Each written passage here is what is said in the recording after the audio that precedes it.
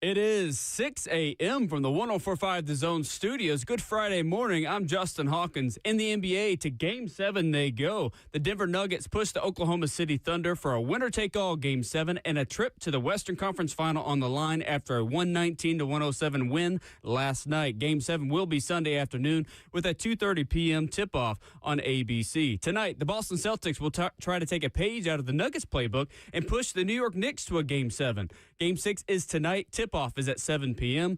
at Madison Square Garden in New York. In the NHL last night, the Carolina Hurricanes take Game 5 with the series with a 3-1 win over the Washington Capitals to advance to the Eastern Conference Final, where they await the winner of the Toronto Maple Leafs and Florida Panthers. They'll face off tonight at 7 p.m. for Game 6. And the Winnipeg Jets staved off elimination last night, blinking the Dallas Stars by a score of 4-0. Game 6 is in Dallas tonight, or Saturday night, sorry.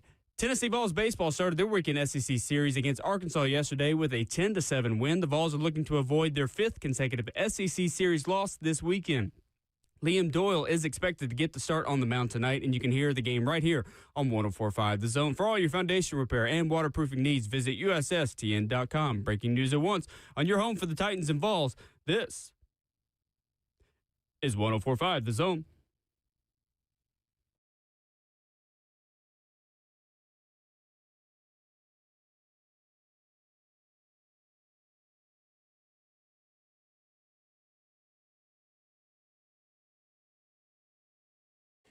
It's Ramon and Will, fueled by Scooters Coffee. Visit a locally owned location near you in Rivergate, Smyrna, Brentwood, White House, or Mount Juliet. Amazing people, amazing drinks, amazingly fast.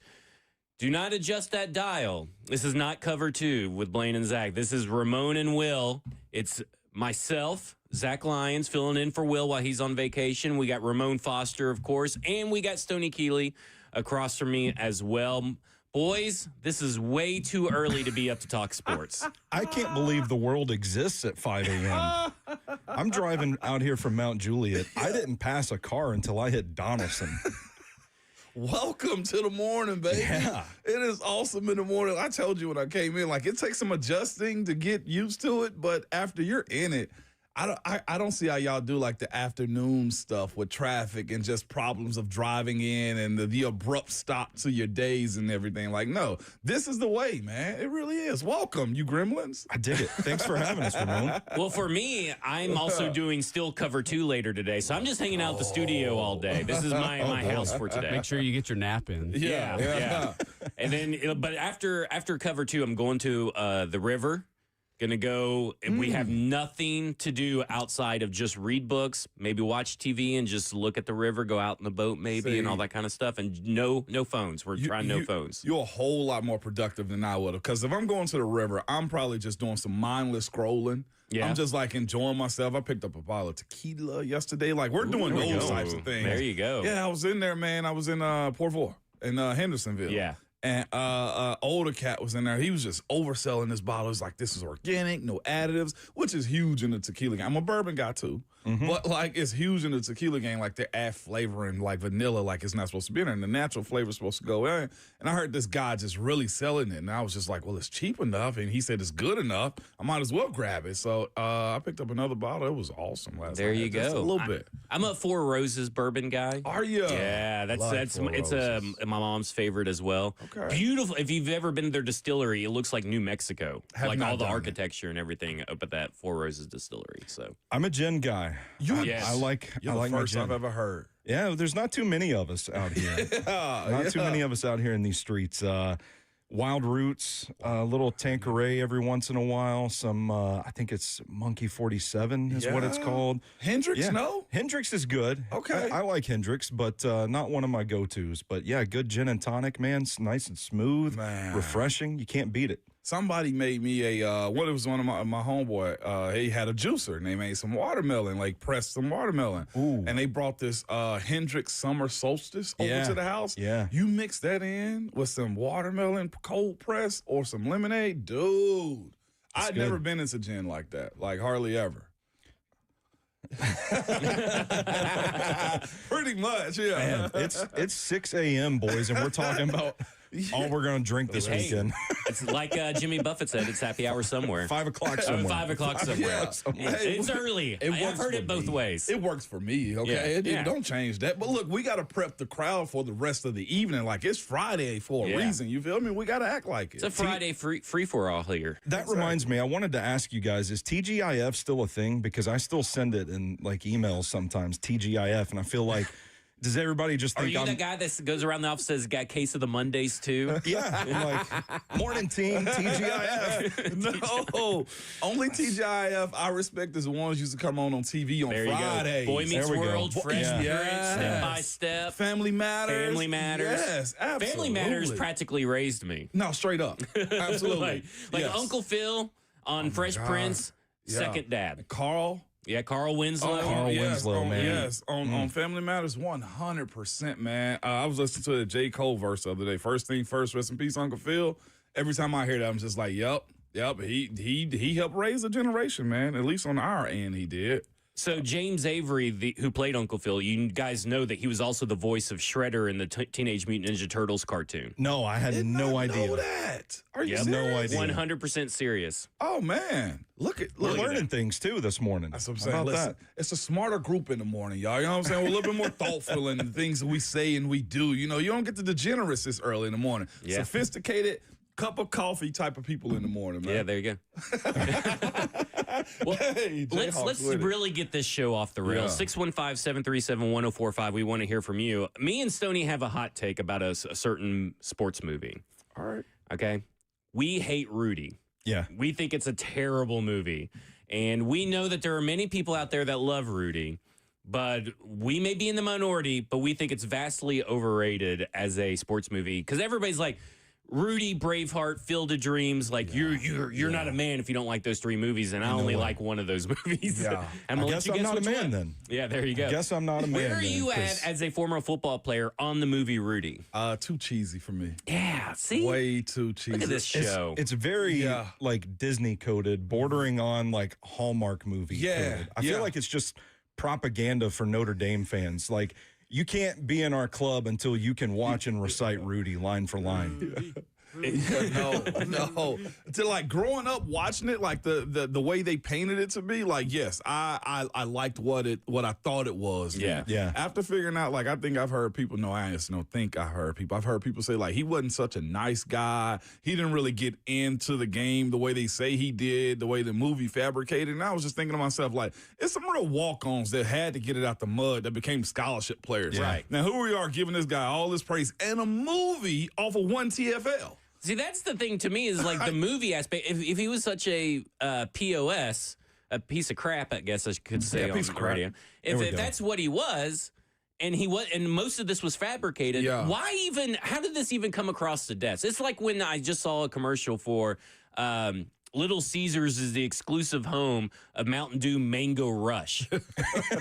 Like, who in the world had a meeting and said, hey, we got this new flavor, Mango Rush. Let's pair it with Little Caesars pizza. Yeah, it's like and you can only get it there. Who did the research that said people that buy Little Caesars love mango flavored And who did the stuff? research saying, oh, we got to do this story about Rudy, but we Yeah. got to change everything about it? Hey, hear me out. I'm taking a League of Their Own before I'm watching Rudy. Okay, Oh, Like, that's a good movie. easily League of Their Own is a Yeah. way better movie and story than Rudy to me. I would Man, I take haven't most seen it Air yet. Bud movies over Rudy. Not the Air maybe, Bud. listen, maybe Air Bud Spikes back. I'm gonna be real with you. It's All right. pretty good. I loved him. When that dog Yeah. got kidnapped and had to come in and save the basketball game, I'm talking about it terrible. melted me as a kid. Do you Yeah. understand me? I would watch it again. I don't think I've seen a single Air Bud movie. Have you seen at least? Okay, now we're getting off the rails, but have you at least seen Homeward Bound? Yes, I loved Yeah, Homeward okay. Bound. Homeward Bound. Yeah. That's a good one. I got a cat and named it Sassy. Did you really? Yeah, or wanted to. I was outruled, overruled. Man. You gave a cat a dog name. Like that's fascinating. You think Sassy's the dog's name? Yeah, I would. I mean, We had a cat named Figaro, Samson, and Max. So Okay. I got and we had Vanna, but she scratched herself. She got anxiety, scratched herself to death. We I had like to put her back. human names for serious? my Yeah, we're animals. really bringing it this morning. you like human names? So I got a dog, Zeus is his name. Big old Rottweiler. He'll be 11 years old this year. So That's appropriate for a dog. Like That's a good dog name. Learned most Rottweilers are named Bear though, because Yeah. they look like big bears. Yeah. But by the way, legit sports movies though, Any Given Sunday. Yep. I think that is by far one of the best out. Remember the Titans. Mm-hmm.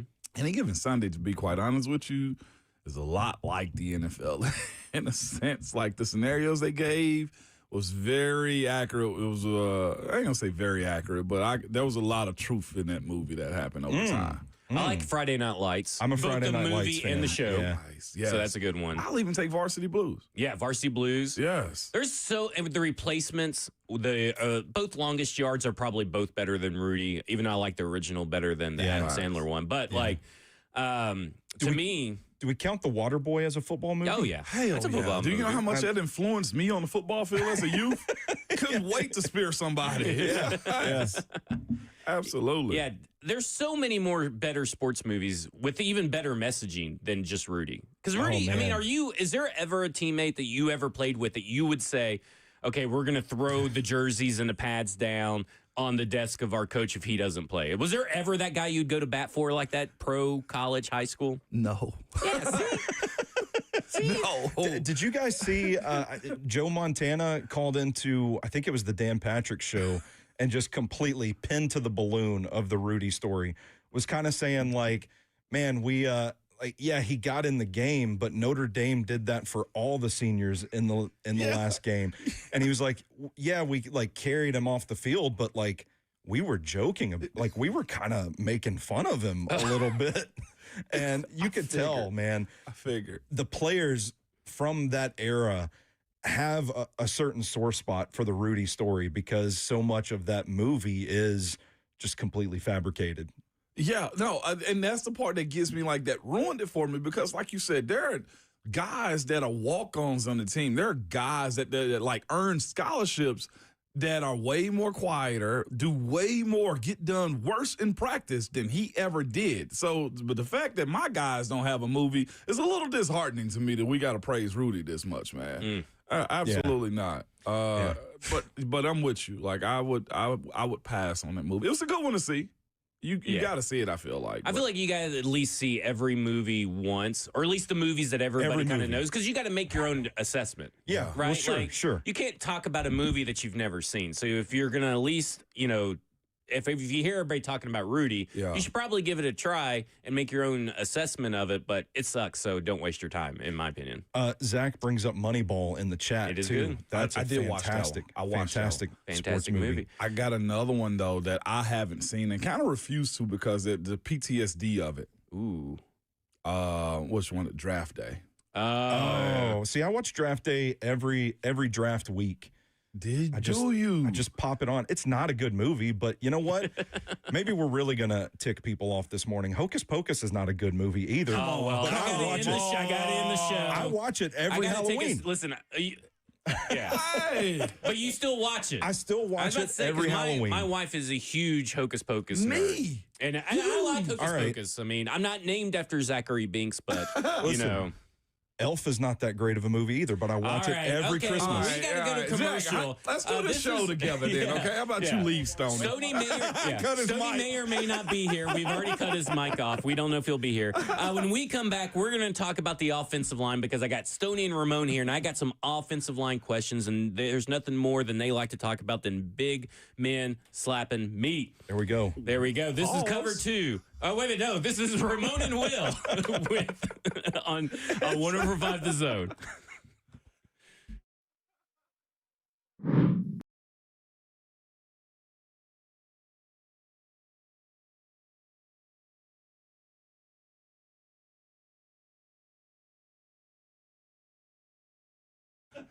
It's Ramon Foss for Hiller Plumbing, Heating, Cooling, and Electrical. Good people, man. No one wants to deal with plumbing, HVAC, or electrical emergency, man. Most of the time, you don't even know what it will cost, if it will get fixed the right way, or if someone's just trying to sell you something you don't need. When you call Hiller, though, the experts are going to solve your problems quickly, whether it be Hiller, whether it's their plumbing, their heating, the cooling, or electrical. The price that you're told is the price that you'll actually pay. No hidden fees or surprises when you get your bill either. And here's the cool thing about Hiller. Hiller's been in business for over 35 years and a family owned and operated. They just simply do good business. I myself am a customer of Hiller for numerous things around my house, and they've done it right the first time. If there's ever an issue, man, they live by their motto, happy you'll be or the service is free. They come back, fix it, no issues whatsoever. To book with a company I trust, to simply learn more about them, visit happyhiller.com.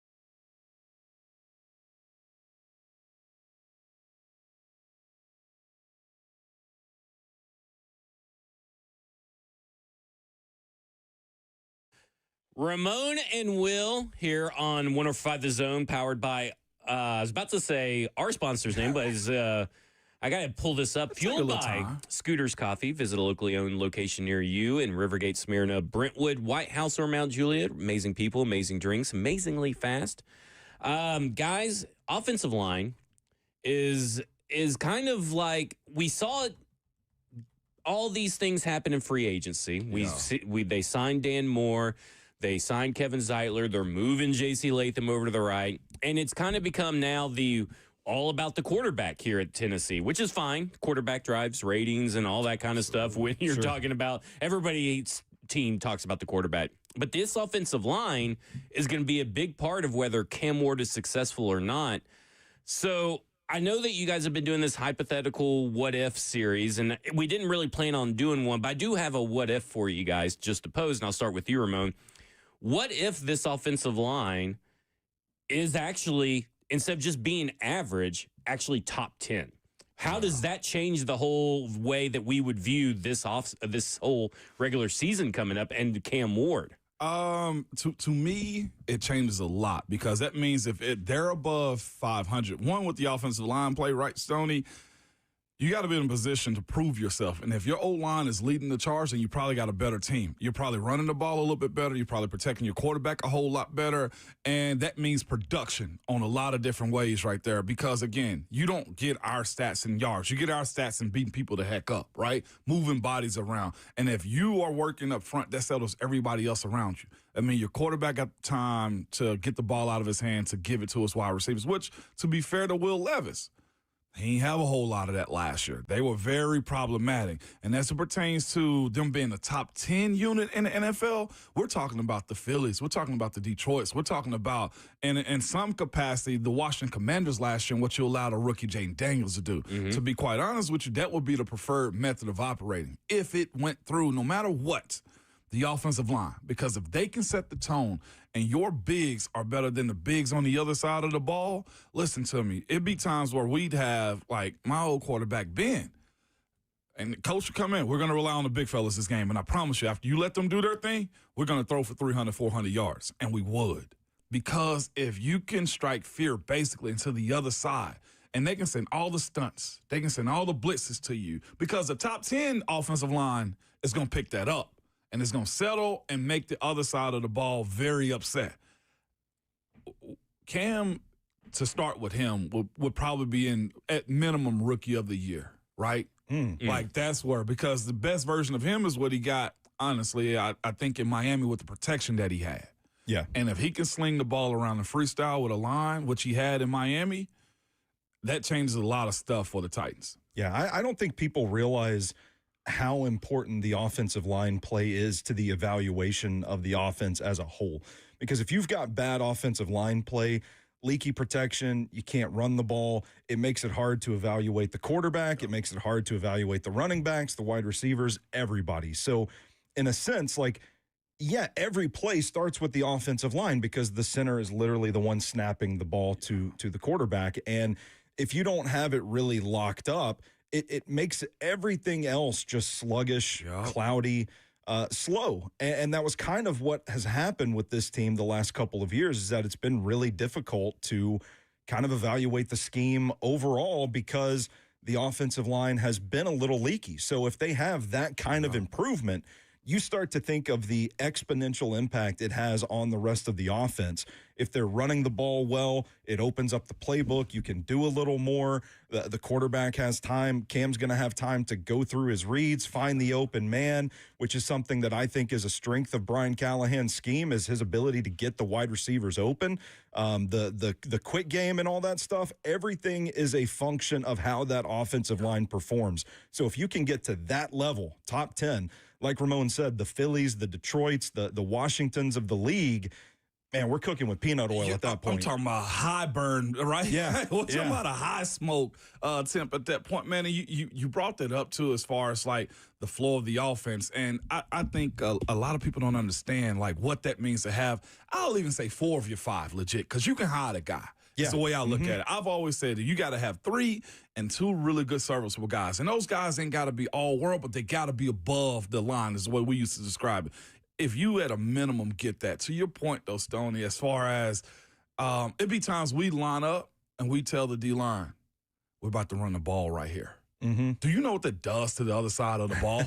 Like, when a D lineman know he's about to get double teamed and his linebacker's about to get taken over, there's nothing they can do about it. Like, whatever you want to run, coach, just close your eyes and point. Like, those are the things that you want. And the guys that they have, the pedigree, at least I'll say this, with, especially with Zeitler, and I think higher of Dan with what I think he's capable of. The sacks, he's got to clean that crap up. Like, it does have to happen. But as far as the leadership goes, as far as being a good teammate and understand combo blocks, you'll get there. The sack side of it, you want to be able to overcome those. Yeah. That's the biggest issue that I don't think many people speak of with sacks. Sacks don't hurt you.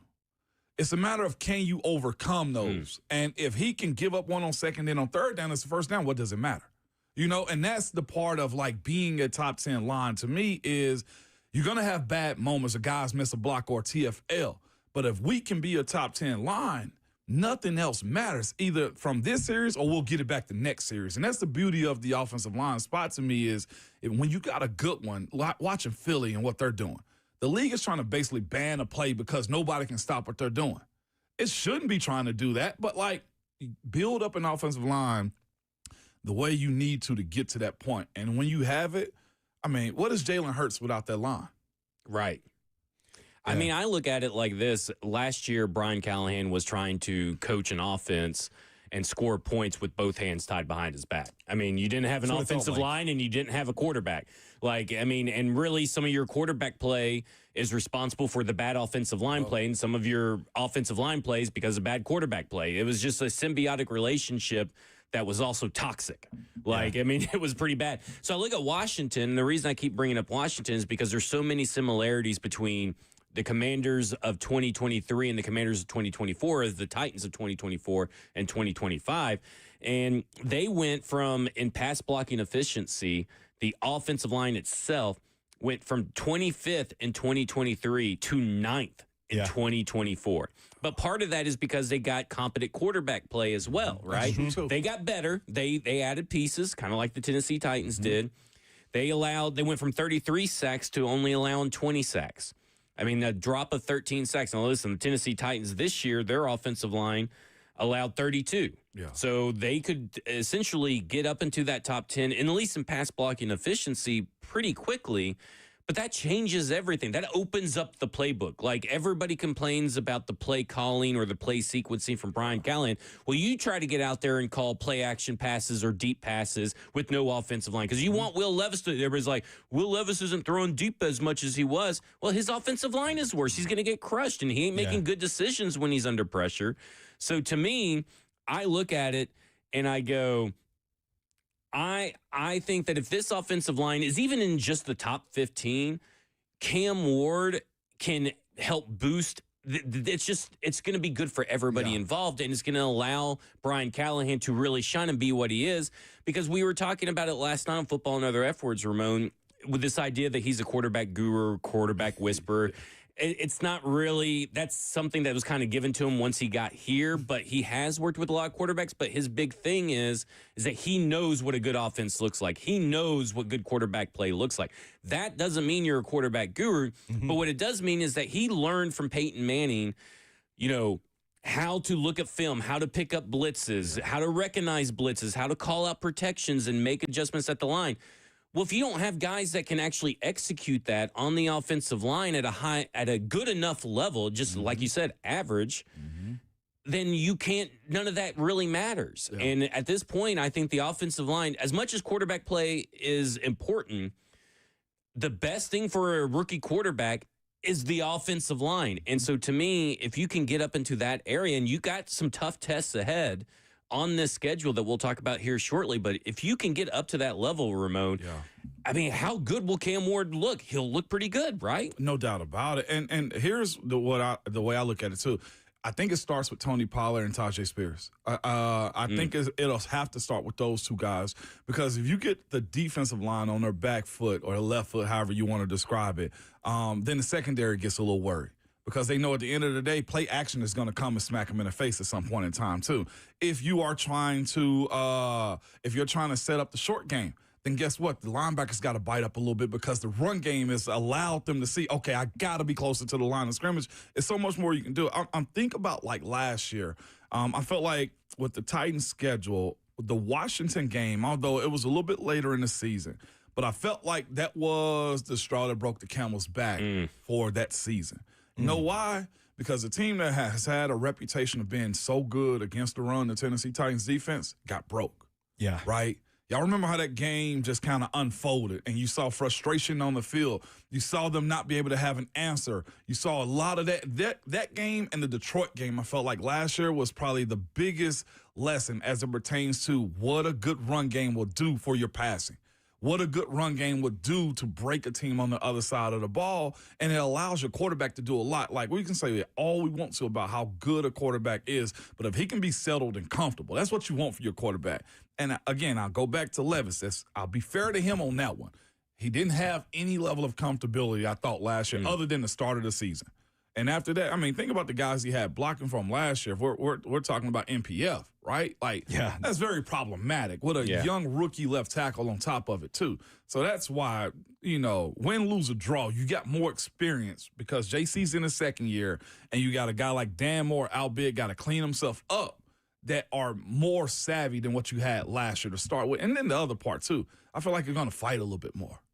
I looked at last year's tape a little bit at some of the guys that started at tackle, not JC in a sense, until he wore down and said, when are you actually going to fight? Like that becomes a part of the job too, Stoney, is the fact that that position has no praise as far as the offensive line go. And if you don't have that fighter, you don't have that mentality that, look, you got me, I'm going to dog you the next 2 plays out mentality, nothing else matters at that point. So finding the right guys, like Kevin Zeitler to me, I think plays huge into the advancement of this O-line and getting back to average if they stay healthy. So a question I have for you, Ramon, because I don't think people realize how important chemistry is among your 5 guys up front. There's a lot of changes in this group. Yeah. J.C. Latham moving back to the right side. They've added Kevin Zeitler. Lloyd Cushenberry's coming back off of an injury. Even Peter Skoronski is going to be playing next to his third or fourth left tackle in his career. And then obviously the addition of Dan Moore Jr. What kind of pressure do you feel like is on this unit to kind of gel quickly, get the chemistry going so that it does help Cam Ward and the offense unlock a bit? And how quickly do you think that sort of thing typically takes? It can take a few practices during OTAs. And then when you get to training camp, it gets a little bit tighter. The best thing is these guys already know each other. I reached out to Dan when he first signed here and was just talking about the guys that were already here. If I'm not mistaken, I think he's already trained with Peter Skoronski in Dallas. So they've been together already, and I think he knows JC pretty well and Lloyd Cushenberry because I think they all go to Duke or have trained with Duke in some capacity. Or somewhere in Dallas. Dan has told me that he knows those guys, not intimate like that, but he knows them pretty well. So they got a great base already laid out for what their expectation is of one another. But it starts in the spring. And it'll end up being like, the thing that I feel like they're going to need this year is somebody that's going to check the next person. Because good offensive line play will challenge each other. Hey, you sucked on that play. And I think that's probably going to be one of the best things that I want to see come from them. Like the kumbaya stuff is cool, and hey, we're good and we're battling together. But if you can have an offensive line group that can say, hey, fellas, we are trash today. Hey, guys, hey, you got to get that block right there. There's no excuse. Or pounce. Man, you're leaving me too early. You got to be able to do those things. If they can get to that point of being fully transparent with one another by training camp, and honestly, I'll say this too, and I hope nobody breaks a hand, but get in the fight or two. Okay.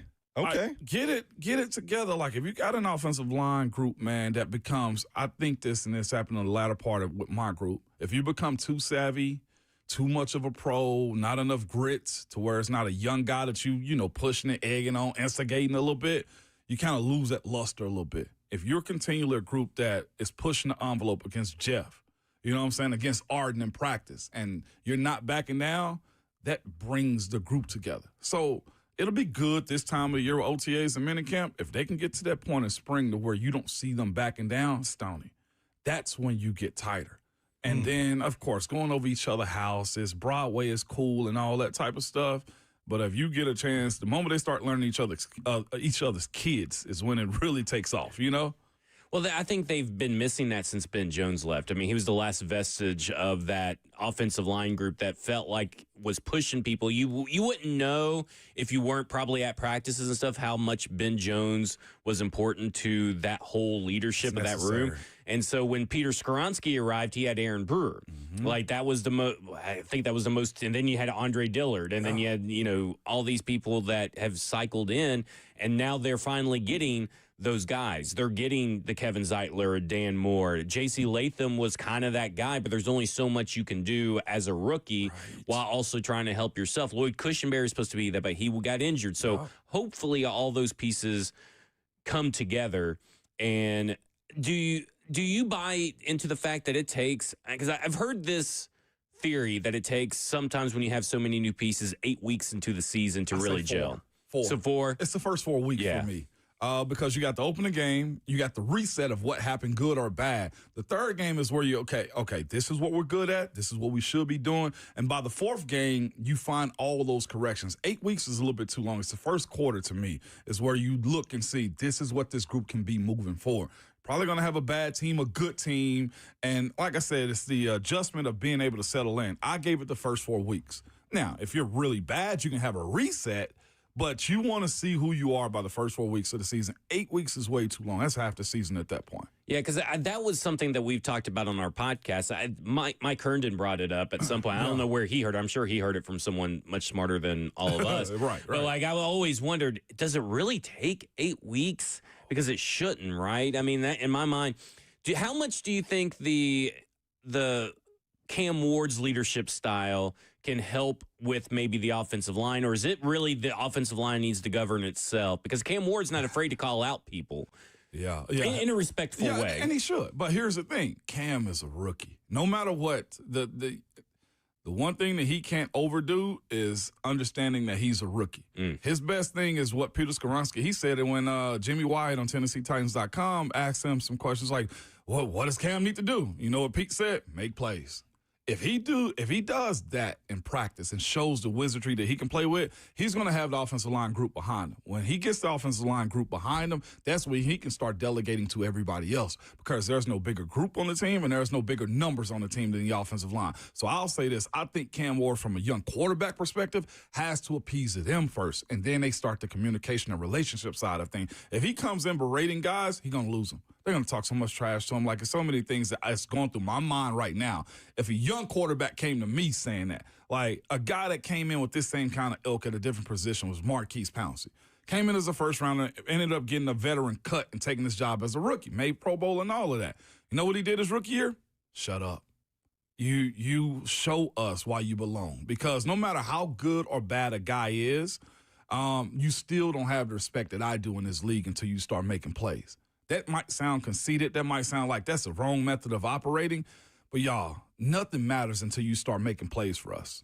Okay, when we come back, we're going to talk more about the offensive line, specifically how it plays into the schedule. This is covered. I did it again. I'm going to do it every time, I know. Coffee. This is Ramon and Will here on 105 The Zone.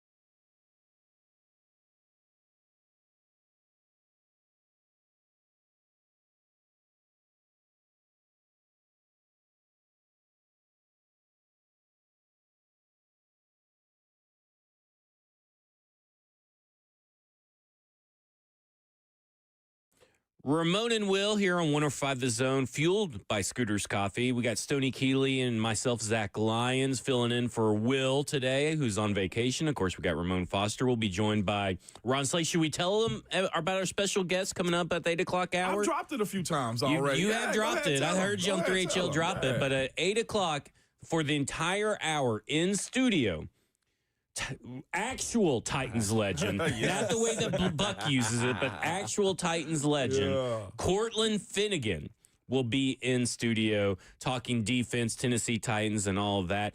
Before we get to more offensive line talk, I do have to say one thing. During the first commercial break, after you dropped the bombshell that you hate Elf and Hocus Pocus. I didn't say I hate it. I said they're not good movies. They heard it as hate, right, Zach? Yeah, and you said, hey, this is much like your hate for Amani Hooker and Roger McCreary. Whoa, where did Amani Hooker come from? That's never been a thing. That's what someone said in our Football and Other F Words He's throwing chat. bodies on you now, man. Roger McCreary's one of my favorite Titans, man. My wife texted, both of our wives have texted. Yes. My wife texted, we can't be friends with Stoney anymore, doesn't like Elf or Hocus Pocus. Again, I like those movies. I watch them several times every holiday season. I just don't think they're particularly well-made, groundbreaking storytelling, or any sort of, provocative dialogue. You don't watch those films and sit with your thoughts for a little bit afterwards, Mine texted me, get him out of there. Get the hook. Get him out of there. Right now. He tried it with Hocus Pocus. We know it's not a great storyline, but it just grabs our emotional strength. It's the vibes. It's the vibes, the atmosphere. But you do hate Blade, and that's something that I take very hate Blade. big issue with. I will go to bat against Blade. Man, it's the first one to start the Marvel storyline. I mean, it's just mindless action. That's the point. Do you just want to watch Wesley Snipes swing a sword around? What is Mad Max? Absolutely. What is Mad Max at this point, right? Yeah. Like, isn't that what Quentin Tarantino does too? Oh, no. There's a little bit more layers. I can't go that far, but there's a little bit more layers. We can't go there. Yeah. But yes, I do want to watch Wesley Snipes for an hour and a half, kill vampires to techno music. Why wouldn't I? Well, then you got it. That movie is for you. I don't know why you would. Friends, though. Me? Yeah. Stoney's got friends in here in the chat saying Elf is so bad. Elf is dumb. Wow. That's Coach Will's. Coach Will's showing up today. Yeah, he's showing up early this morning. How else would we know the best way to spread Christmas cheer is singing loud for all to hear? How else would we know that? Batman Returns, great Christmas movie. Batman Die Hard, Returns is- great Christmas movie. I love Die Hard, Gremlins, great too. Christmas movie. Those are my top 3 Christmas movies. You lost me at Gremlins. Oh, come on now. Yeah. All right.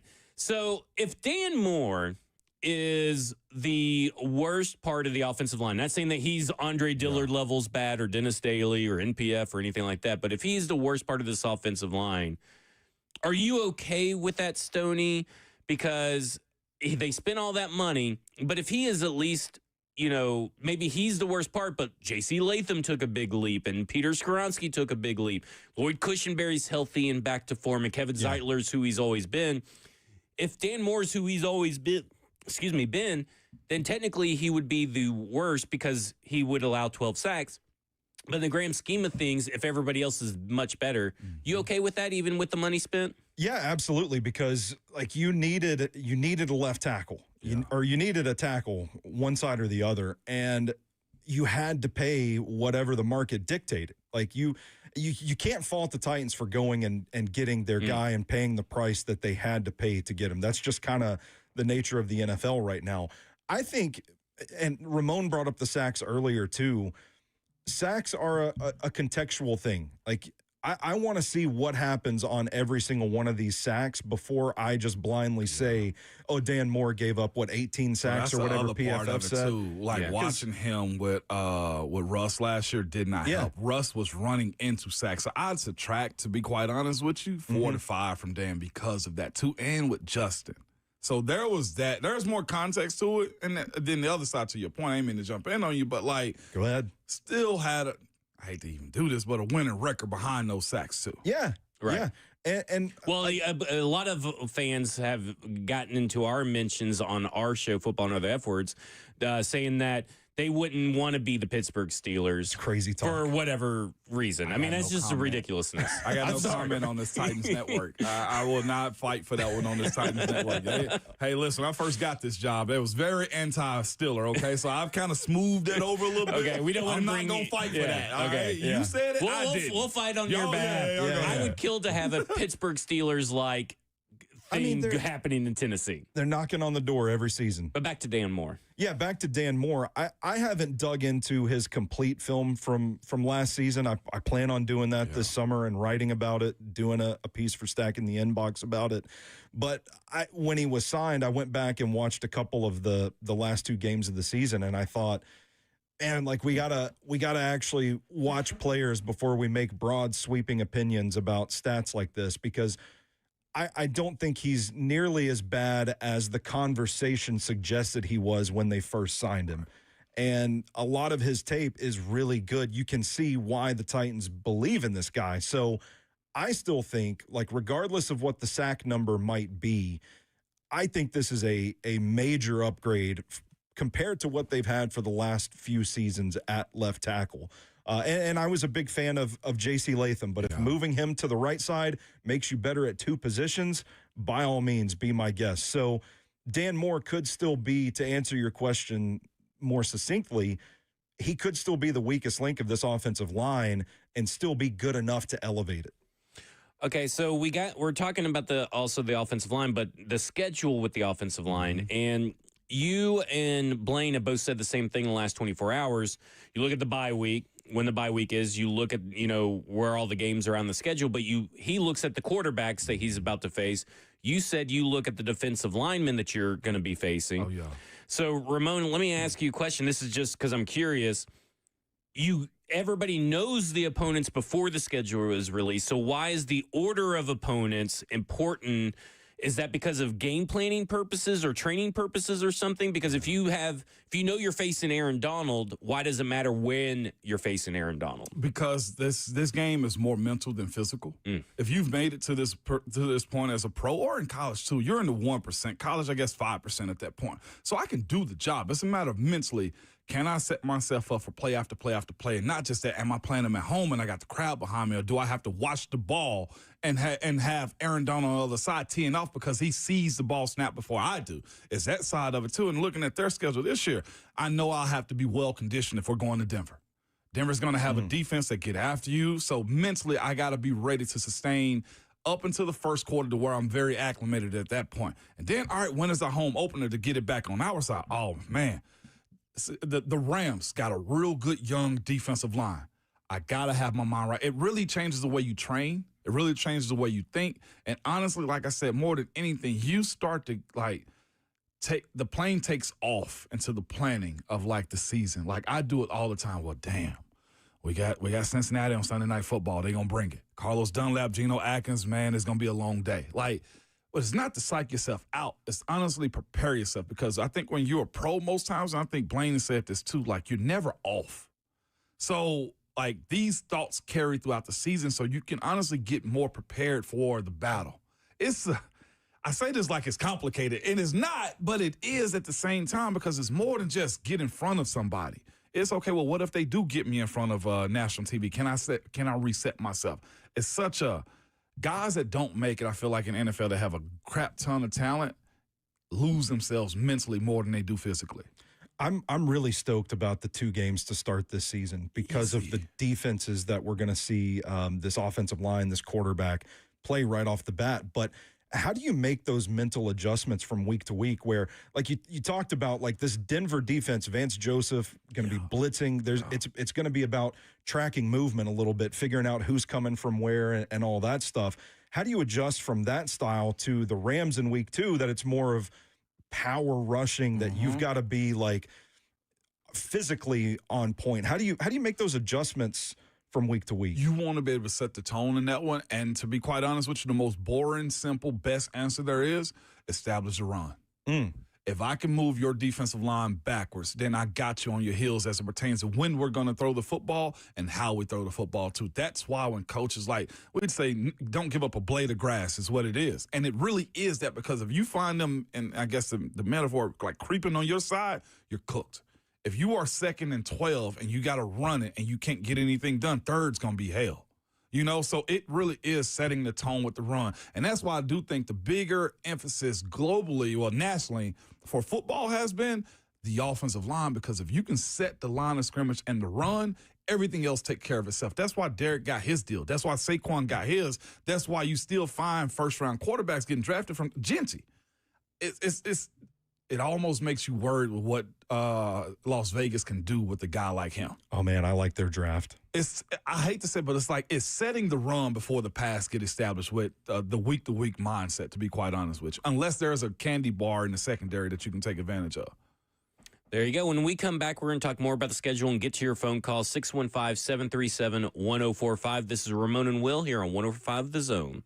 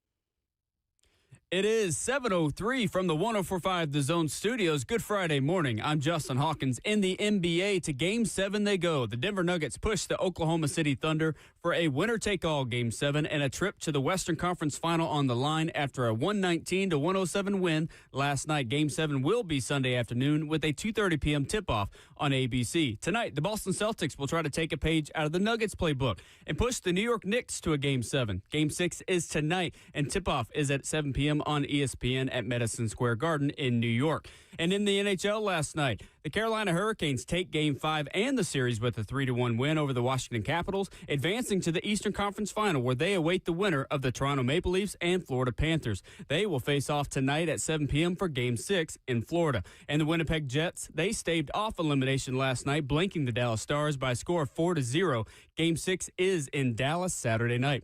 Tennessee Vols baseball, they started their weekend SEC series against Arkansas yesterday with a solid 10-7 win. The Vols are looking to avoid their fifth consecutive SEC series loss this weekend. Liam Doyle is expected to get the start on the mound tonight. You can hear the game right here on 104.5 The Zone. For all your foundation repair and waterproofing needs, visit USSTN.com. Breaking news at once on your home for the Titans and Vols. This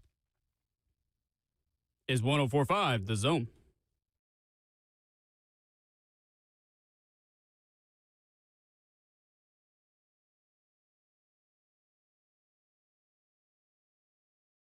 Ramon and Will here on 104.5 The Zone, fueled by Scooters Coffee. Visit a locally owned location near you in Rivergate, Smyrna, Brentwood, White House, or Mount Juliet. Amazing people, amazing drinks, amazingly fast. Just to wrap up this offensive line talk, these first four games are going to be a real test for Cam Ward, obviously. And we're talking about going to Denver, LA Rams coming here, the Colts coming here, and then going to Houston for the Texans game. And so I look at it and I go, those are all good off defensive lines too. Yeah. So not only are they going to give Cam Ward fits, but they're going to give this offensive line fits. So I'll start with you, Ramon. How big of a test is this? Because that's the first 4 weeks, and that's when you say you got to gel. So does having stronger opponents at the beginning of the schedule, is it kind of like doing a honey-do list where you get the tougher chores out of the way first to make life easier later? Oh, here's the thing. None of them are easy. Even the sorry team's going to give you fits, man. But what this one does to me, man, this first four is you got 3 of the 4 AFC games is where I would start at. If this is a veteran-led team the way you want it to be, especially with a guy like Zeitler that's seen the good parts of Cincinnati, he's seen the good parts of being with Detroit, like he understands what those things mean, right? So for a guy like him, you'd expect him to say, fellas, we got to set our season off right. I hate to concede any of them, but getting 2 of those 4 has got to be crucial. And you'd rather 2 of those 4 be those AFC side, whether you get Denver or whether you get Indy or whether you get Houston and Indy both. If you can get both of those games, that would set you up for the rest of the season, because I think I heard you guys speaking about it a little bit yesterday. That gives you a little bit more of hope of saying, as far as the AFC South goes, we've established ourselves. And I think that's got to be the biggest selling point more than anything. And not just that, though, too, but the veteran quarterbacks you're going back, or the veteran play callers in the Sean Payton. Like, you're going to have to be on your P's and Q's in the detail of it more than anything. So my mindset would be, at a minimum, 2 of these 4 we got to win. And that's not conceding. That's just being a realist of where you are as a team. You got a rookie quarterback and just your opponents, too. Because that defensive line going into their 4th week in Houston is going to be treacherous. At their place, too. And I'm kind of curious to get the player perspective on this issue, because it's easy for me sitting where I sit to say, oh, man, like this is a really good group of defensive lines coming in here that this unit is going to go up against early. And from my perspective, I'd say, like, yeah, bring it on early. Like, I want to find out who we are real quick. Like, I want the test. I want the challenge. But how do you think, like, being in that room, these guys are looking at this as a challenge to start the season? Well, the thing that they have is that they're not all young. Peter's going into year 3 at this point. Zeitler's seen a lot. If Cushenberry get back from the Achilles, he's good too. And the thing too about Dan, and I'll exclude JC because that was just a whirlwind of a year for him last year. You want to see that sophomore jump for him. But all those guys have experience. That's one thing I did think that in this free agency and the setup of this team, they went with guys that have played a lot of reps. And it'll be really good if Lloyd Cushenberry can get back too, because I don't think you have much worry. The biggest worry that they have is, will they be on the same level as far as the run combinations, right? How will they be able to pick up the blitzes and stunts up front, especially in a place like Denver, where I do say the altitude can affect you, but they shouldn't be shocked is what I'd say. If we believe, and that's the other part too, if we truly believe Bill Callahan is the O-line guru the way we say he is, the attention to detail of a guy that I had been coached with when Coach Munchak, I'm talking about he's coming through, you know what I'm saying? Like hair on a frog. Like that, we're pulling up everything. Yeah. And we're over-repping it. And we're challenging each other. If they take that approach with this veteran group, I feel a whole lot better about them. But that, to me, comes down to practice. I don't think you should be affected too much by what the other side is going to do, because if you create that, and I hate using this word, alpha mindset, but if you set we're a bunch of dogs and y'all going to have to deal with us mindset, what they do shouldn't matter. And I look at that second week, like the Rams got a good D-line. Yeah, Braden Fisk, all those guys, like they're good, but they're still young. If we're going to catch anybody slipping, it's going to be the Rams, and we need to punch them in their, I'm about to go in game mode, the bleeping mouth is what I would say. Welcome to the league is what I would say. Knock them in the dirt. Those 4, minus JC, have a lot of experience, and it's the expectation to me that they kind of set that stage for the rest of the team. So when you're... Well, sorry. So speaking of Bill Callahan, I do want to get to the phones real quick, 615-737. Leo had a question about Bill Callahan. I felt like this would be a good time to do it. Leo, you're on with Ramon, Will, and Stoney. Well, Ramon, Zach, and Stoney, I guess. Good morning, boys. Happy Friday. Happy Friday. And I kind of figured that Ramon would be the one to come up with it, but just like my point, I was thinking, nobody's talking about, Callahan just yet. I think just like Justin said when I called, last year we talked about him so much because our offensive line was in such shambles. We were praying for Jesus to come and save us. But I think now having the pieces that we have, instead of trying to repair and fix, now it's just a matter of molding them, helping them bond, helping them unite, helping them become that frontline team. And I think we got the right coach to do it. And I'm excited for the season. I'm not going to lie. I'm excited. I think our offensive line is going to actually look not so bad anymore. Yeah. So anyway, that's all I had, guys. Happy Friday. Y'all have a great day. You too. Appreciate the call. Thank you, Leo. To his point, I heard Coach Saban say this. Don't ever ask me as a coach to make a bad player good. Pedigree matters. It's a bar. I heard, he was on the pivot when he said that Ryan Clarkton podcast. He was like, one thing I've never been asked to do, and I never will, is make a bad player good. Yeah. I think it starts there to that point, too, about the O-line and Bill Callahan, because he bragged about the guys that, well, I ain't going to say he bragged about it, but the stories of him making guys all pros, Tyron Smith was probably going to be one regardless. Yeah.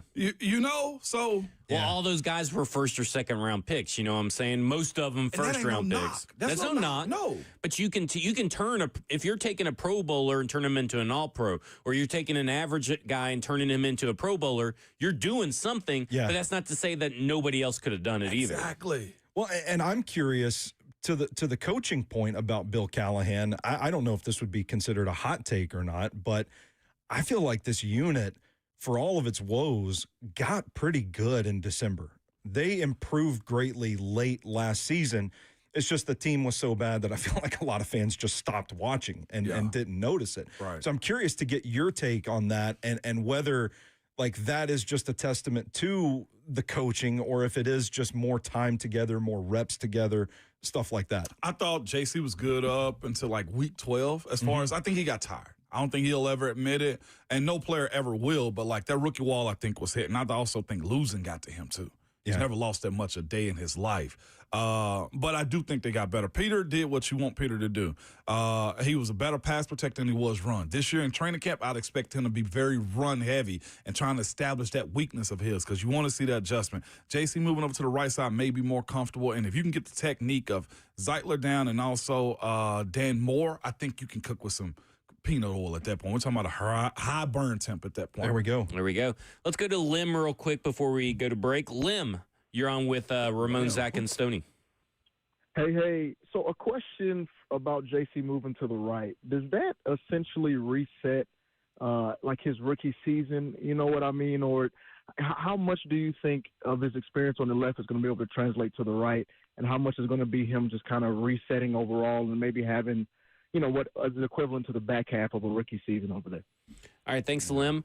Let me add something to that too. Is what do you think about all the weight loss that because that's a guy that has always had a pretty heavy caboose to go with everything and helps with his anchor and his power. Do you feel like there's anything that could be lost because of that? Absolutely not. Okay. Absolutely not. One thing is this. He's got a whole offseason to get this down right now as far as moving from left to right. When I ended up going to guard, I walked up and down the field just walking, getting in the stance, walk, get in the stance, walk, get in the stance to train myself so to become second nature. So him flipping over to the right side is about his perseverance or his consistency of working the right side and shifting himself. I don't think it'll be much of an issue at all, especially if he attacks it the right way. And it's the little small stuff like that, getting in and out of your stance and resetting your hips. He got time. As far as him dropping the weight, to be quite honest with you, I thought there was a lot of muscle he had. That's why I figured. I did last year. And it was necessary, though, too. I think it helped him in a lot of different ways, the way guys attacked him. I think this year he becomes a little bit more of an athlete, a little bit more agile. I know dudes that have played. Marquise played at 290. I know other guys that played it right at 300. Like, I felt like over my career, I probably should have dropped more than what I did at those times. The weight don't matter. It's a matter, are you strong enough? And I do think he's strong enough. You can be 315 and stronger than a guy that's 345, where he was last year. I think his flexibility and speed is where he probably realized, I'm uncomfortable getting out of my stance in the NFL. Again, college playing tackle is a whole lot different than the NFL.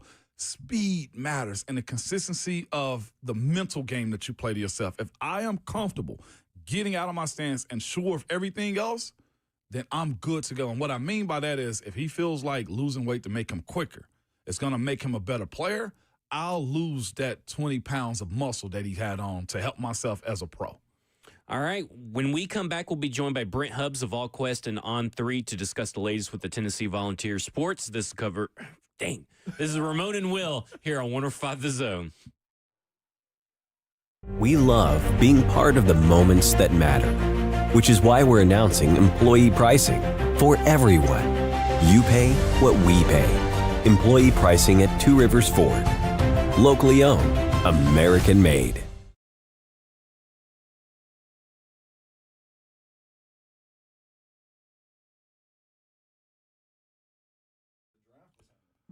It's Ramon Foster for Two Rivers Ford, man. I have a huge announcement from Two Rivers Ford. Just in, Two Rivers Ford is now offering employee pricing for everyone. That means you pay what they pay on almost every new Ford on the lot. And at Two Rivers Ford, what you see is always what you get. They don't do things like add expensive accessories or tack on service packages to increase the price of the vehicles. No, Two Rivers Ford is upfront and honest every single time. And now they're offering you employee pricing.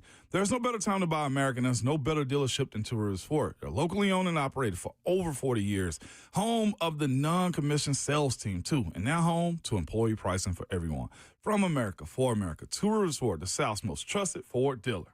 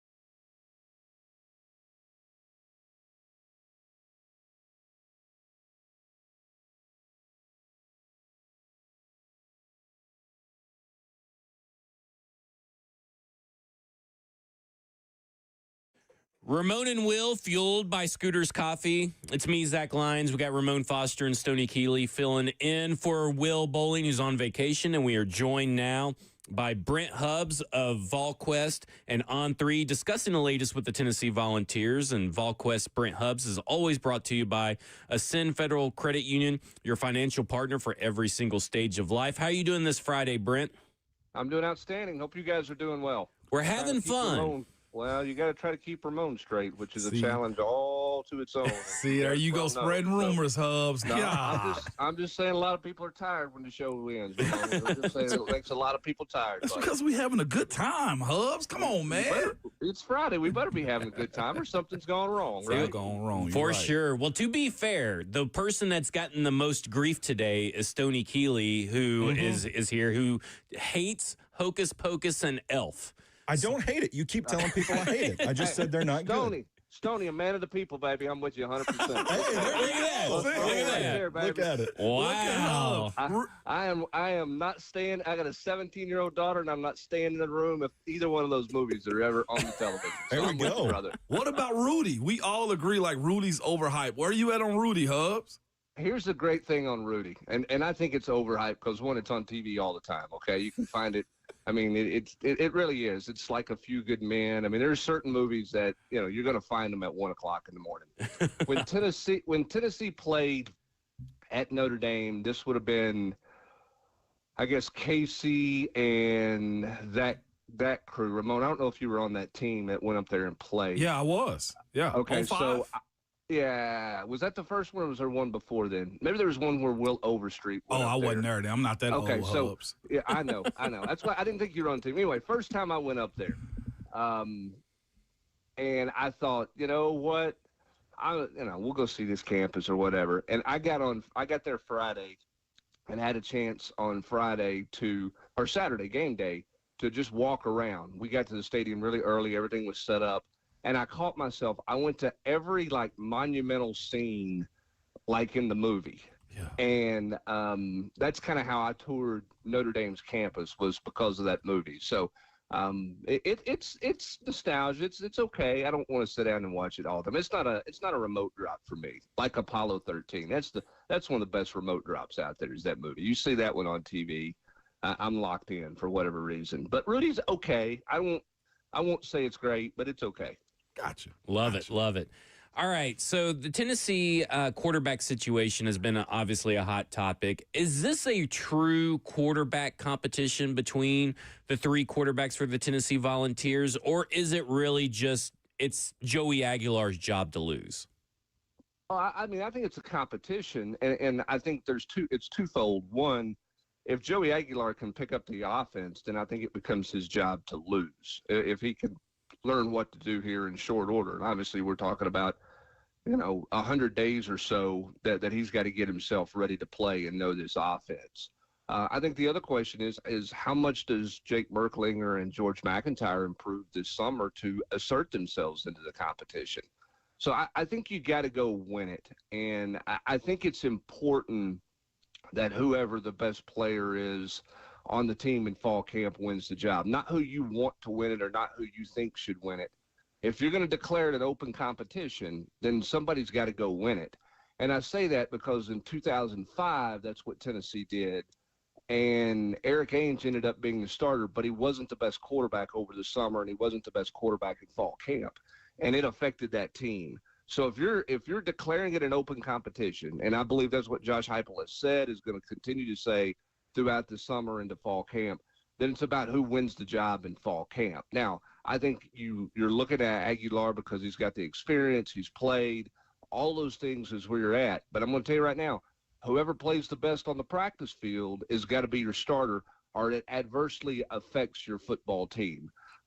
So I do think it's a competition throughout fall camp. With Joey Aguilar, he's obviously on campus and has spent the week in Knoxville, getting to know the campus, has spent time with Josh Heupel and stuff. Is the biggest obstacle for the success of this team with Joey Aguilar as the quarterback going to be how quick he picks up the playbook, or is it going to be the jump in competition?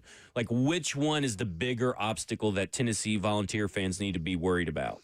Oh, I think it's absolutely the playbook. Look, this is a guy who went out, transferred to UCLA, and won the job. Handled himself out there fine. And yeah, there's a jump up from App State, but it's not like he was playing, and I'm not trying to pick on anybody, but it's not like he was playing NAIA or Division III. He played good competition when he was at App State.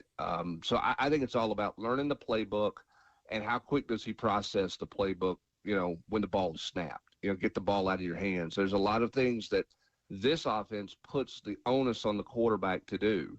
And how much of it can he handle? The more he can handle, the more diverse this offense can be, and ultimately the more successful it can be. The question is, can he handle knowing what to do and then processing fast enough? So I think it's more about that than it is the speed of the game. Now, will he have some moments where it's like, dude, that rush in is a lot faster than anybody that I've played against? Sure. I mean, I think that's normal. He'll have that with a corner, and that type of thing. But he's also going to be playing with guys around him that are more talented than he played with at App State as well.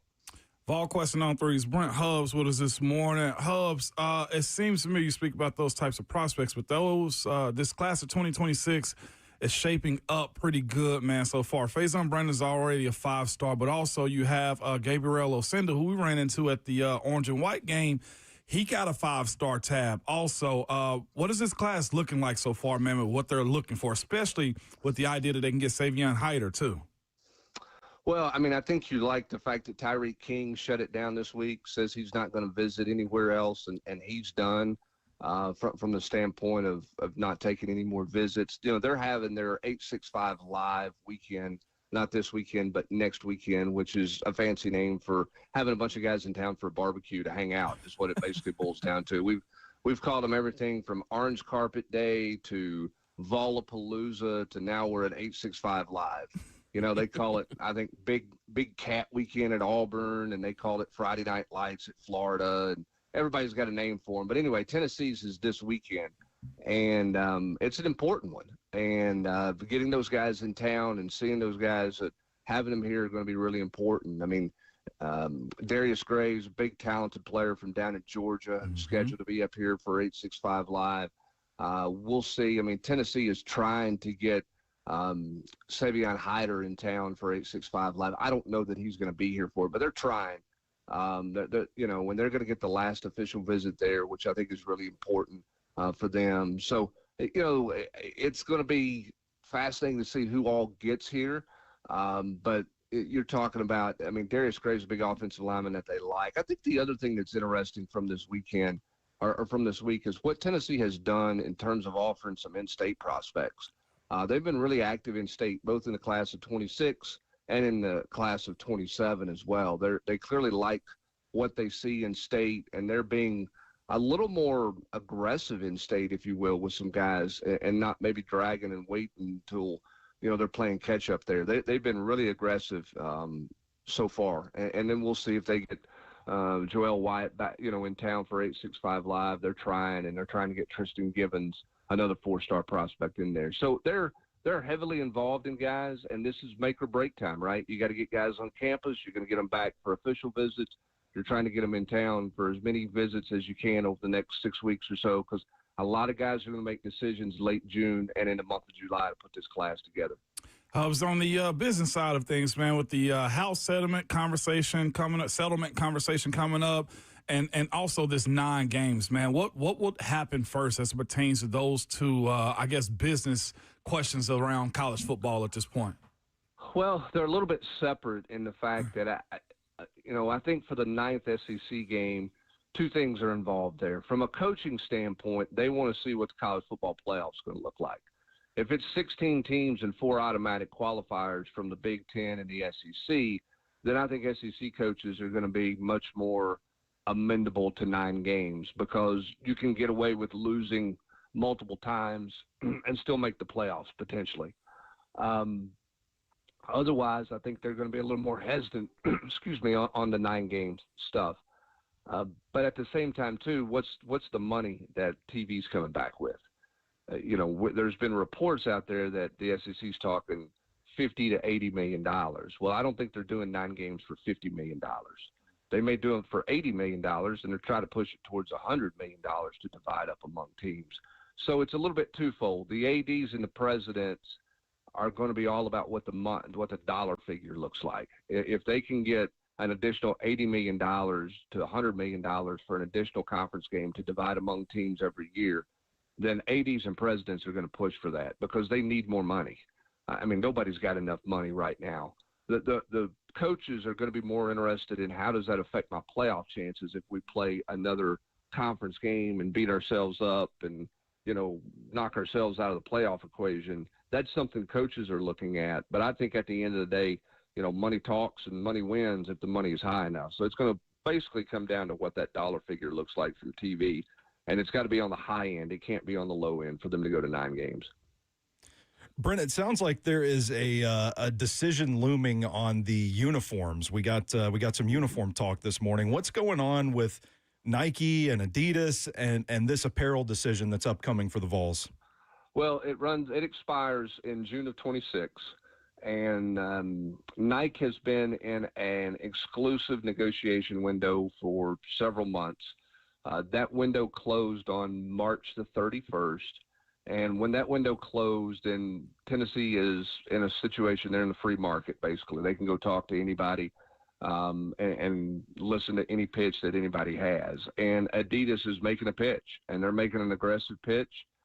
They've had some conversations the two sides have. I don't know that there's anything formal on paper yet in terms of an offer, but Adidas is very aggressive and has been very aggressive here and clearly likes and wants Tennessee, and Tennessee is listening. Will Nike match, or will Nike say, hey, we're Nike, plain and simple. I don't know what else needs to be said. Typically Nike has said we're Nike, and Adidas has got a little more financial investment, if you will, into teams. And again, I mean, I hate to sound like a broken record, but money's going to talk in this deal. Now, I think from an Adidas, to make that switch, it has to be vastly different. I don't think if it's even, push come to shove, you probably stay right where you're at. If it's pretty close to even, but if it's significantly different financially, absolutely Tennessee's going to look at Adidas and listen to Adidas. And Tennessee's in a much better place of leverage this time around than they were when they did the Nike deal, I guess 10 years ago now. Tennessee athletics, Tennessee football, the branding and marketing of Tennessee at that point was not fantastic when they went to Nike. The coaches at Tennessee really wanted to go to Nike. Dave Hart really wanted to go to Nike because he felt like it would help the brand at Tennessee a great deal in recruiting, and that's what coaches wanted and all those things. And they actually took a deal at Nike that was less cash value and less financial value than what Adidas was offering. But they felt like there was that much value in Nike. Fast forward 10 years, Tennessee's got a lot more leverage. Tennessee's licensing, sales, and all those things make them much more attractive. The question is, does Nike view it that way, or do they want to get Tennessee on a moderately better deal, but not a significantly better deal than what they got them 10 years ago? And that's where it's at. If Adidas does offer, which we expect to happen, once that offer is formally placed to Tennessee, then Nike has 15 days to counter before Tennessee can do anything. So I don't think we're looking at a decision next week or anything like that. But I do think you'll see a decision made in that apparel front in June sometime probably. I would say 1st of July at the latest. They like to do them a year ahead because you got to start to order, start the design process. It is important to note that 10 years ago, when Tennessee was with Adidas the last time, Adidas had control over uniform design. That's not the case now. Tennessee designs their uniform and sends the mocks to Adidas or to Nike or whoever and says, this is the direction we want to go. So the color match is better. They have much more control in what it looks like. So it's not just something gets thrown at you by a shoe company and you say, hey, you got to wear those things or you got to wear those uniforms. That's not the case here. As Tennessee, with whoever they're with, will have pretty much full uniform control on the design. So if I can work in a baseball question here, the Bats seemed to wake up last night, 10-7 win over Arkansas. I thought you had an incredible line on Tuesday's VolQuest podcast, Brent, a bona fide bar, as the kids would say. This team getting ready for a world where there is no tomorrow in reference to the postseason. kind of trying to figure this thing out as the season winds down for this program. How crucial is this weekend series against Arkansas towards securing the right to host a regional in the tournament? Well, I think you got to win the series. I don't think you necessarily have to sweep, but I don't think you can lose the series if you're going to host.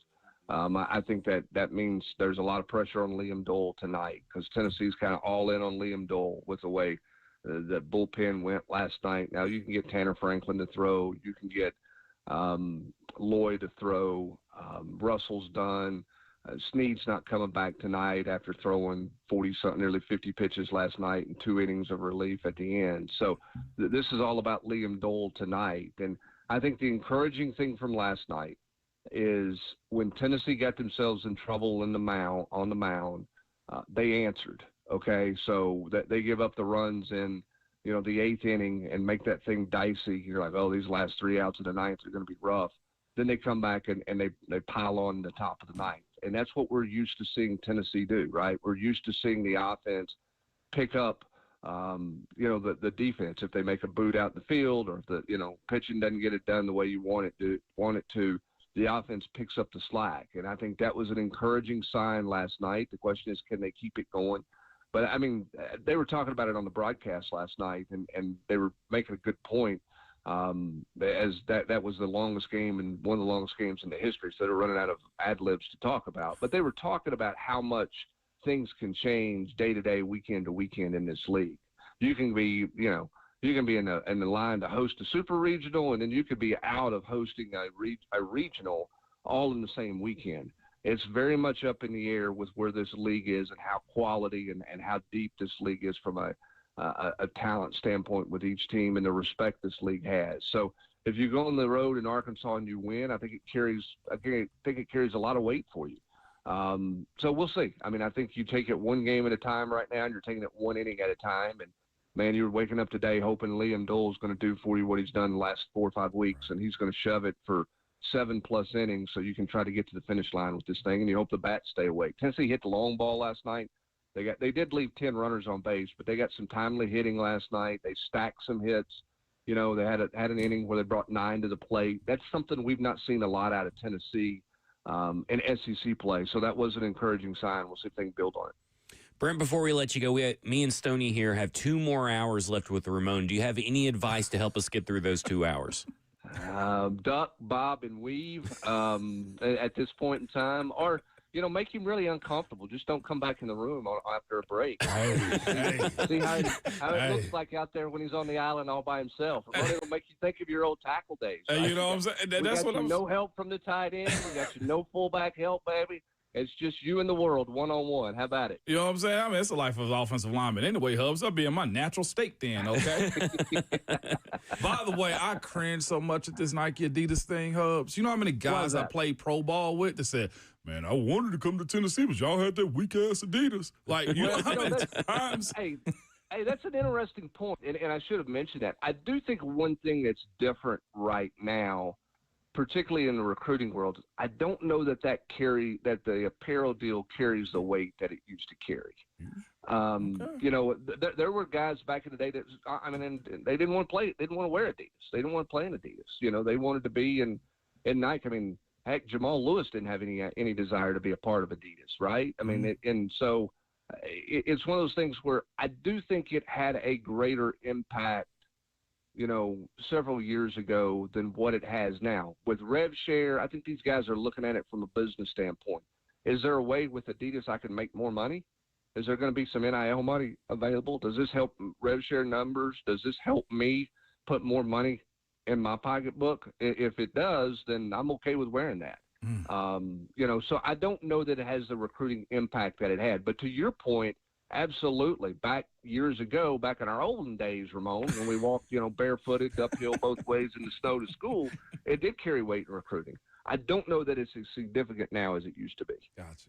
Well, we've been on the phone with Brent Hubbs of VolQuest and On3 discussing everything going on with Tennessee Volunteer. And he's, of course, brought to you by Ascend Federal Credit Union, your financial partner for every stage of life. Brent, it's been great talking to you, and we really appreciate it. Have yourself a great weekend. Thanks, Hubs. I'll do it. I appreciate it. Y'all don't Wally Pitt Will Bowling now. Wally Pitt's on this deal today, right? All right. All right. Appreciate it. Thanks, guys. Thanks. When we come back, I have to talk about this jersey stuff and these apparel thing because I just don't get it from a fan's perspective. So I have to hear it from the athlete's perspective. We'll do that when we come back. This is Ramon and Will on 104.5 The Zone.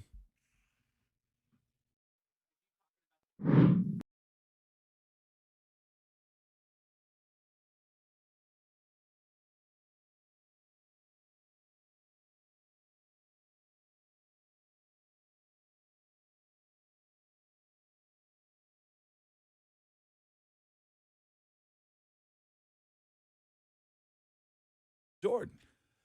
It's Ramon Foster for United Structural Systems. Man, did you know that up to 50% of the air you breathe in your home comes from your crawl space? Have you ever looked in your crawl space? I get it. Most of us don't even want to know what's in there. But moisture in your crawl space can create unhealthy issues that can make their way into the air you breathe every day in your home. This is where United Structural Systems can help you out. USS has been keeping homes dry and stable in Middle Tennessee since 1994, so you know they aren't going anywhere. Help control moisture and musty smells with mold treatment and crawl space encapsulation that comes with the USS guarantee. Encapsulation helps reduce high humidity in your crawl space and also just helps deter mold and mildew and protects your crawl space from pests and wood rot. Turn your crawl space into a healthy space. Reach out to the company I trust for all foundation repair and waterproofing needs, man. That's USS. You can visit their website at USSTN.com. That's USSTN.com. Or call them at 615-488-7855, United Structural Systems.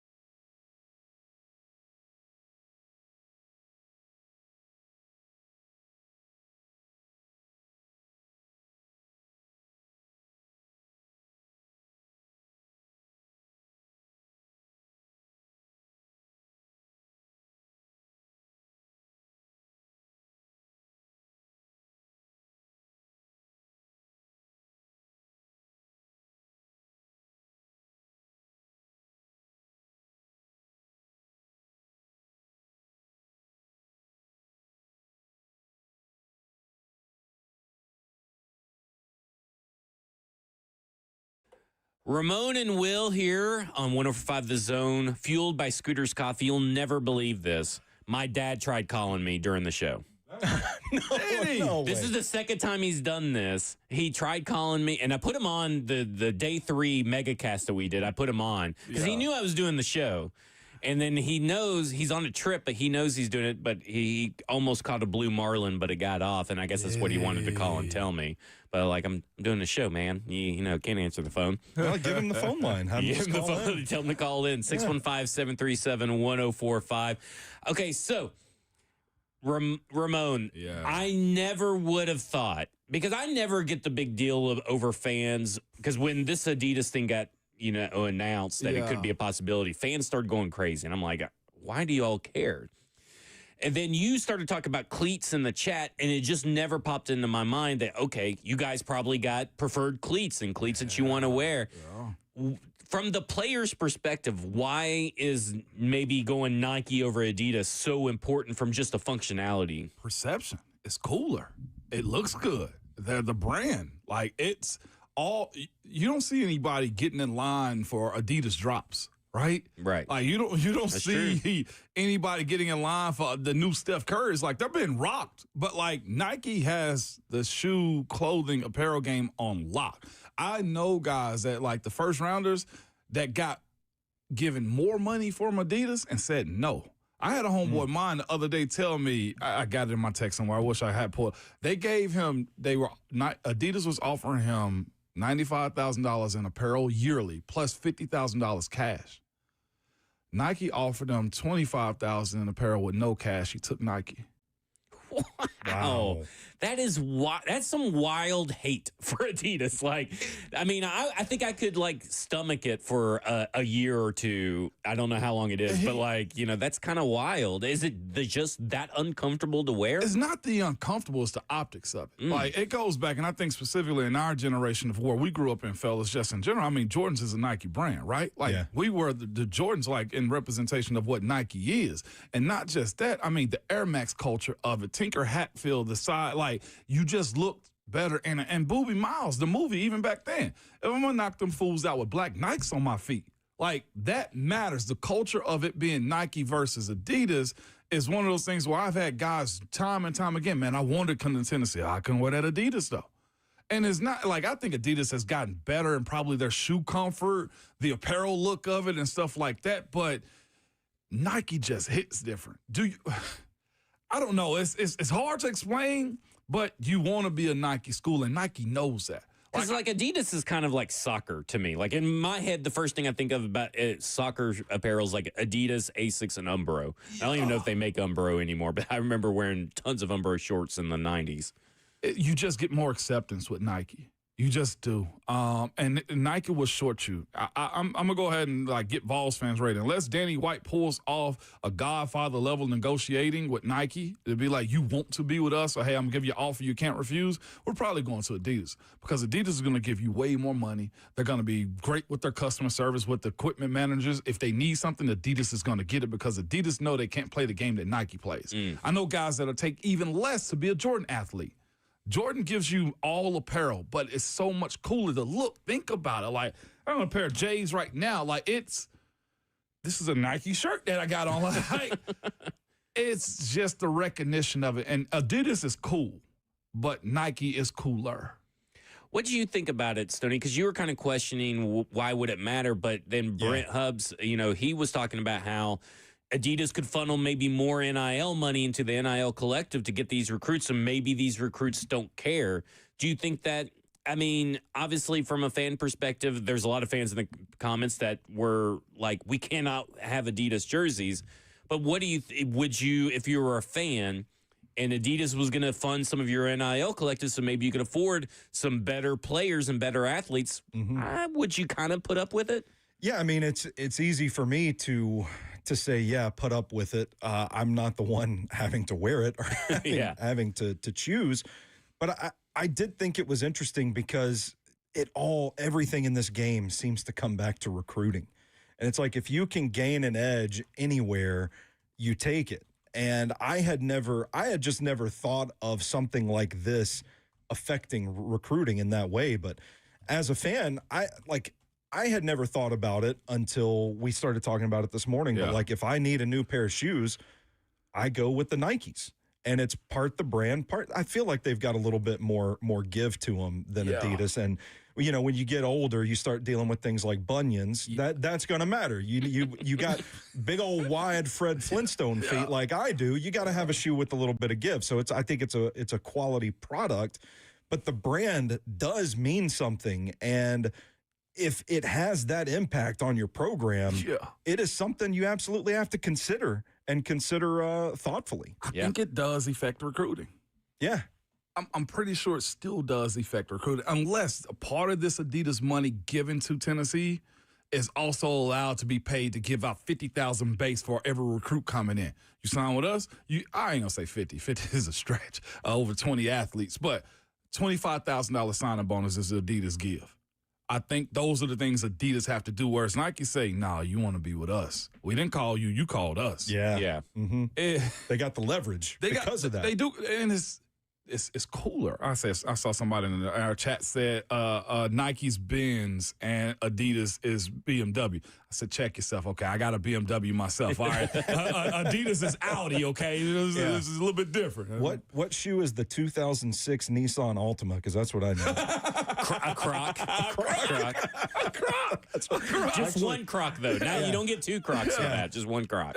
Hey Dudes is what it is. Yeah. I wore a pair of those that my feet were so uncomfortable in the Hey Dudes, man. I like the Hey Dudes, but I have flat feet, so I think they fit better with that. My wife stays on me all the time because I go buy those. Whoa, that's a little personal. Yeah. right there. My bad. Yeah. Well, hey, This is for the TGIF. hey, Freaky Friday over here. TMI TGIF. She stays on me all the time because I'll go buy those like $3 Old Navy slippers and just wear the same pair all summer long. And she is like, Stoney, those are not made for everyday use. And I'm like, what's wrong with them? As like the bottom of my foot is touching the concrete through the blown out shoe. We should do a poll. We Adidas should. or Nike? Adidas or Nike? Yeah, that's a good idea. You do got big news. Umbro shorts are back. I don't even know what Umbro Checkerboard. is. I know what So, they yeah, are. the checkerboard. So I'm going to have to buy me a few pairs of those. When we come back, we should be joined by Cortland Finnegan, and maybe a little bit later, but he'll be here for the entire 8 o'clock hour when he shows up. He said he's coming in with this. He's dropped his kids also. He'll be here by like 8:10. So he'll be coming in hot. All right, coming in hot. Cortland Finnegan, Titans legend. This is Ramon and Will here on 105 The Zone.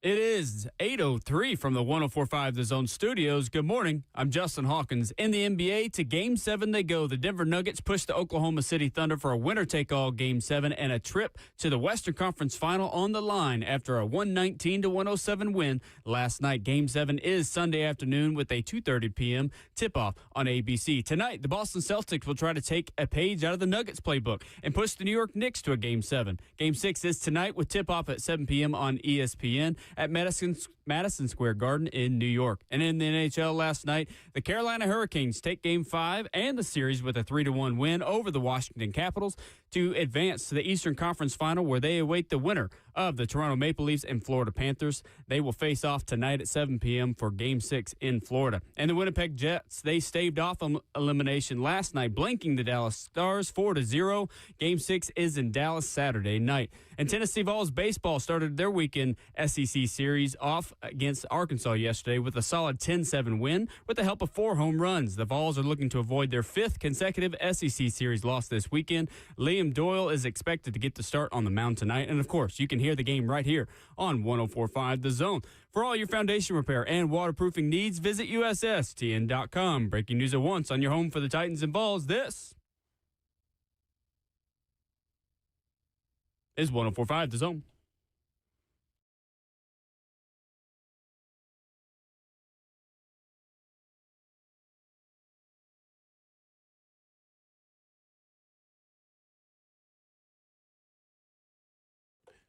Ramon and Will, fueled by Scooters Coffee. Visit a locally owned location near you in Rivergate, Smyrna. Brentwood, White House, or Mount Juliet. Amazing people, amazing drinks, amazingly fast. And before we get to Cortland Finnegan, who should be joining us here shortly, this schedule for the Tennessee Titans. Last year, based on Vegas win totals, they were the 19th toughest schedule. Yeah. This year, they have the 8th easiest schedule for the entire season. So, if Brian Callahan were to have a winning record, would this be viewed as a product of an easy schedule by fans, or will it be viewed because, hey, he got Cam Ward rolling, the offensive line is fixing this offense because we don't care that it was an easy schedule because it doesn't matter because they won games? Because I kind of view it would be like that. Where you at on this, Stoney? Like, how you? Well, first of all, let me be the party pooper here. Strength of schedule, not a big proponent of, sitting here in May talking about it. Like, a lot of things can change. A lot of variables go into it. The schedule could look a lot different by the time that we get to October and November. But just based on a matchup standpoint as it stands now, I do think, like, they've got to win games, man. They've got to win games. They're coming off of a 3-14 season.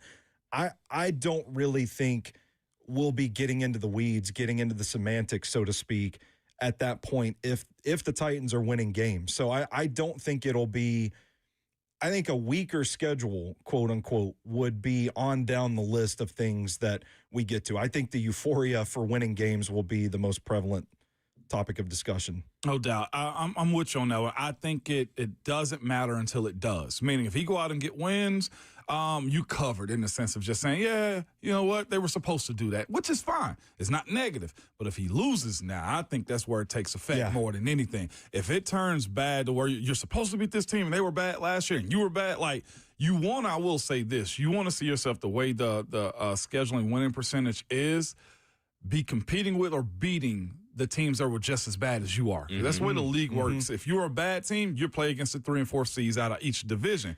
And the good they teams, lost to those teams last year. Exactly. So you kind of want to see that be the case. I think to that same point, it's a bigger conversation if they are well below 500 with this schedule. Yeah. Like, do you think, because we kind of been talking about it, because for us it's been about consistency in being competitive. It's not just that you want to score 21 points. Let's say you score 21 points, but you're losing 41-21. That's a big difference in my mind than losing 21-27. So for me, it's been, I want to see consistency, but such a young team, even with the 8th easiest schedule, I do wonder if even getting to 500, well, there's no true 500 anymore, but even getting to that point, like if you went 6 wins, you double your win total. That doesn't sound sexy to fans, but what if it's 6 wins with a bunch of 3-point losses? Yeah. It's and that to me, I think plays a bigger part than anything. I think the product on the field last year, I would guarantee if we asked Coach Callahan truthfully off air and privately, how'd you feel the team looked last year? He'd probably say it was bad. I did a bad job of managing every facet of them. And to be quite honest with you, some of the product, looking back at the tape, just didn't look good too. So to your point, if those are close losses, if those are positions to where you say you felt better about how they lost, I think you got a better chance of keeping his job, because I think that's the biggest thing for him is the win losses are going to matter. But if he can make the team look better competitive the same way Dan Campbell did, because I feel like this is the year that he turned the Detroit Lions around, that's a different conversation we had for him. So for you, Stoney, I mean, wins are obviously important to anybody's job security, but is it more about how the product looks on the field for you? Because really, if you get to 6 wins, it's not great. But what if it's 6 wins with Cam Ward looking really good and maybe the special teams did something wrong or the defense did something wrong or they just got outplayed by a better team because they're going to be playing the Chiefs or something? Like, I mean, obviously not all wins and losses are created equal, but is it more about how Cam Ward looks more than anything, or is it about how the entire team looks? Well, I would say that there is definitely some hope if the offense looks good, partly because Brian Callahan, known offensive mind, that's what you hired him to be, the offensive play calling head coach. So even if the results aren't necessarily where you want them quite yet, if the team is looking better in a season where you're trying to rebound from a 3-14 season, if it looks good, I think that buys a little bit of patience. But the bottom line is that winning games is going to be Brian Callahan's best shot this season, to just like the bottom line, just win games. And I don't know that the strength of schedule necessarily comes into the conversation unless they're not winning those games. Like if we go through another season like last season, then I think you look at, well, you had a weak schedule and you still couldn't get the results. From your perspective, because I view it as a player sometimes like, man, look, a win is a win is a win. Does it matter if they only beat bad teams? Not to me at this point. Okay. Well, yeah, I want to see the finish. Listen, even when Vrabel was good, he would drop clunkers to teams that he shouldn't be losing to. Yeah. So, like, if you beat all the bad teams on your schedule, you're probably looking at 6 wins, 7 wins, and that looks a lot better on paper and everything else. I want to ask you guys this. Does the recent success, and this is inspired by Bubba and Dixon in the F&M Bank chat on Twitch, Twitter, YouTube, Facebook Live. Shout out Bubba. Wherever you get your Zone TV. Do you all think the recent successes of C.J. Stroud and Jaden Daniels adds more pressure to this team? Or do you think if this is its own situation, a different year, a different team, that shouldn't matter? Publicly, it matters. Publicly, it matters. Hell yeah, it does. Yes. I think the fan perception is going to be those teams did it with their top quarterback. Why can't the Titans do it as well? I feel like it's probably wise for them in the building to not be thinking like that. Yeah. Just focus on what you can control in your situation. But undoubtedly, man, the fans are going to be thinking, hey, why can't we have that too? You're right. Yeah.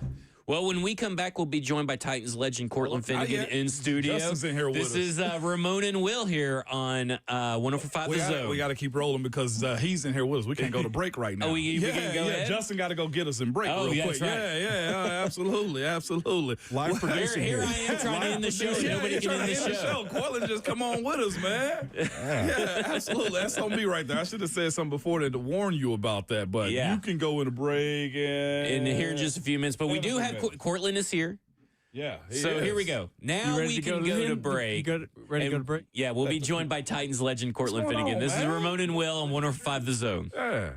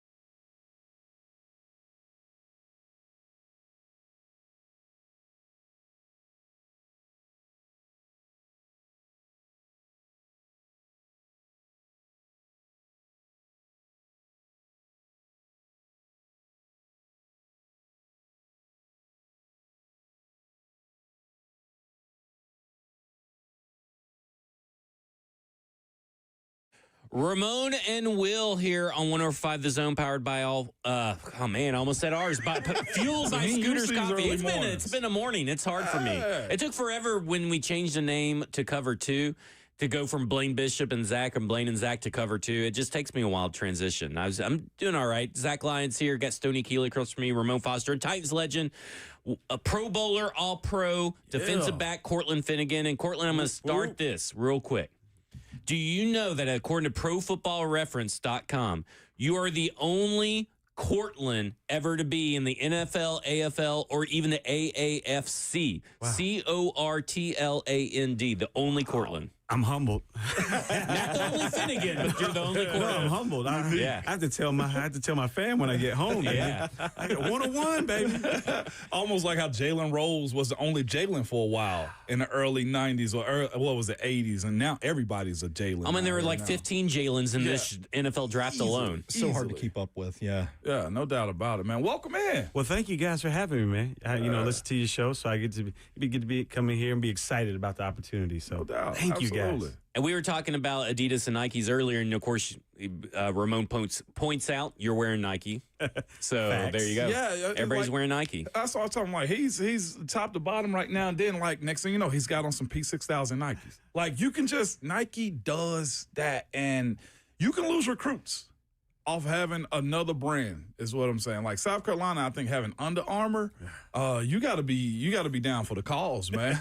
Like they just ain't got enough models, not enough options. Yeah. Can we come out with more options? Nike has options. Yeah, they do. People like options. And that's the biggest, I think, point of it all. And the fans enjoy it too, because it's sort of like a bragging right. It's almost like, I guess, like Great Value versus Coke. You know what I'm saying? Like cola. Like we gonna drink like Great Value out of Walmart, but if you can go get a Coca-Cola, like you gonna pick that box up.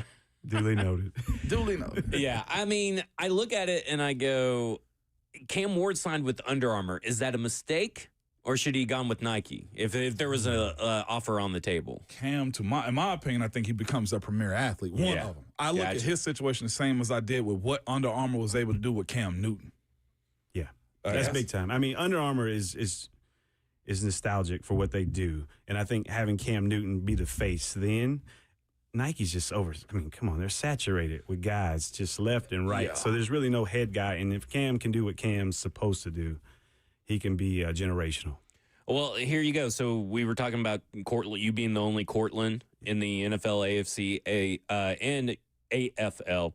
According to Adam Nuckel's in the chat, you're the only jersey he has. Wow. How about that? Look at that. Man, look at that. I'm telling you, every day, if I had a nickel for every time I ran into somebody, I'd have about $1. Yeah, your wife's going to be very mad that we are inflating your ego. No, humility is part of this whole process, too. I got to know where I came from, but, man, I'm just thankful. Yeah. Thankful. Every time I hear that or I see someone, I'm always like, thank you so much, because it's just a dream come true to see somebody have on a jersey. Tennessee has been so wonderful to me. So the fans, the people, and just to give back on both sides. So I'm forever indebted to this place. So thank you. Are you ever tempted, you see one of those Finnegan jerseys out in the wild, just like walk up and be like, hey? Every time I do it. Yeah, every time.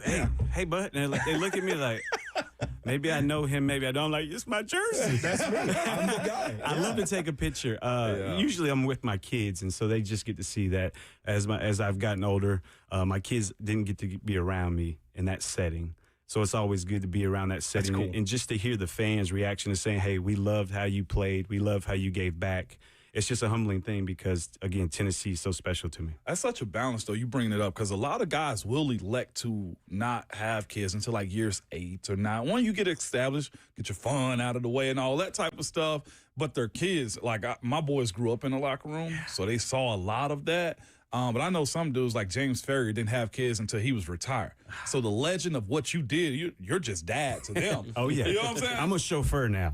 Yeah, I'm just a chauffeur. From ball game to ball game to ball game, grab the chair in the back, and I just watch the game and wave. That's still dope, absolutely. though. So, but you're so-and-so's dad. You're not that's how it goes. Yes. Are other dads intimidated by you? No, I'm just a little guy. So it's like, no, they're fine now. And I usually make it a point to go ahead and have humility and say hello and just go ahead and take that next step. I want to be in an uncomfortable situation and just to, broaden my horizons and who I am as a person. So it really helps that if I go ahead and break the ice first, we get all the football stuff out of the way. Yeah. And in that way, we can just be real people. And that's what I really like about this. Now, going to watch the sports and stuff, I mean, how many times do you get into it with, coaches or refs or umps? Like Never? You stay cool on the sideline? If I entrust the coaches to coach my kids, I'm just assuming that they're doing the best job they can. They're not getting paid for that. And neither are the refs. The refs are making $40 a game. Right. And they're getting heckled the whole dang game. So I'm the guy that's like, you know what? If you guys get into it, don't come looking for me, What's baby. The oldest? 14. Okay, you're about to hit that point then. Oh, yeah. 14, what you're 12, going and to 8. find out, though, is a lot of the parents, not a lot of the parents, when they figure out that's your child, they will compete against you. Not the kids versus. It's a unique situation. They already do it. You know what I'm saying? Like, it's a fascinating approach to fatherhood when you're a former athlete, because the name follows. They'll see who you are eventually, and next thing you know, it becomes a dad competition. Not often, but it does happen. Okay, so you were drafted in 2006. Vince Young was also drafted in 2006. So you have experience seeing a young rookie quarterback enter into the league. How big of a difference can a great defense make for a young quarterback? It has to happen. Cam Ward has to throw 18 to 20 passes tops. The defense has to 3 and outs, and then they have to control the ball with the time of possession. Literally, the defense is much improved. And so I just like the fact that Cam, in order for him to be excellent this year and for everyone, listen, fans, give him time, patience, all of these things that we work on a day-to-day in our own lives. This young man, give him the same grace. And so the defense is going to be that grace for him. And so that's just what we got. We have to look forward that Tennessee wins 8-9 games. I think the kudos goes out to the defense this year. It really does. They're much improved, and I'm a defensive guy, so I'm all in. So it's just bias at this point. Yeah. I'm speaking on behalf of Cam. Hey, my defense can get me 3 and outs and stops, and we can run the ball efficiently. I'm going to have a good year. Why is it that important to we talked a little bit off air. You said Cam shouldn't throw no more than about 20, 25 passes a game. Why is that the case from your mindset? Because you're a DB. I'm sure y'all salivate at young quarterbacks, right? Take us into the mind of what it would be like for you and why it's important for him to have a cap on it. Yeah, I think when you look at NFL as a whole from just a fan's perspective, you need about 4 games before you finally start to identify what a quarterback's strengths and weaknesses are. And once you have those, even what the offensive coordinator likes to do, where they like to, things they like to do during the field, on the field, where at on the field. And so then it starts to become like a numbers game. Yeah. And so as a defensive back, you're going, all right, in this formation right here, this split, they like throwing this route because this is what Cam likes. And you start to pick up on that. And so as an average fan, they go, oh, my gosh, why did he throw that? And it's like, he's been throwing that all week at practice. Yeah. and it showed up. Yeah. And so he threw it, and it was an interception this time. So I think when you start to do that, so you have to limit his snaps and offensive reps. And that actually helps him moving forward throughout the season. Yeah, because the league is all about the tape. It's so much tape that you watch to break down. We were speaking earlier about the first 4 games of the season, but not just that. Your ability to hide your deficiencies is probably one of the biggest things. And whether guys make it or not, Cortland, is more mental, to your point you just made, than it ever is physical. The physical side you've been doing all your life.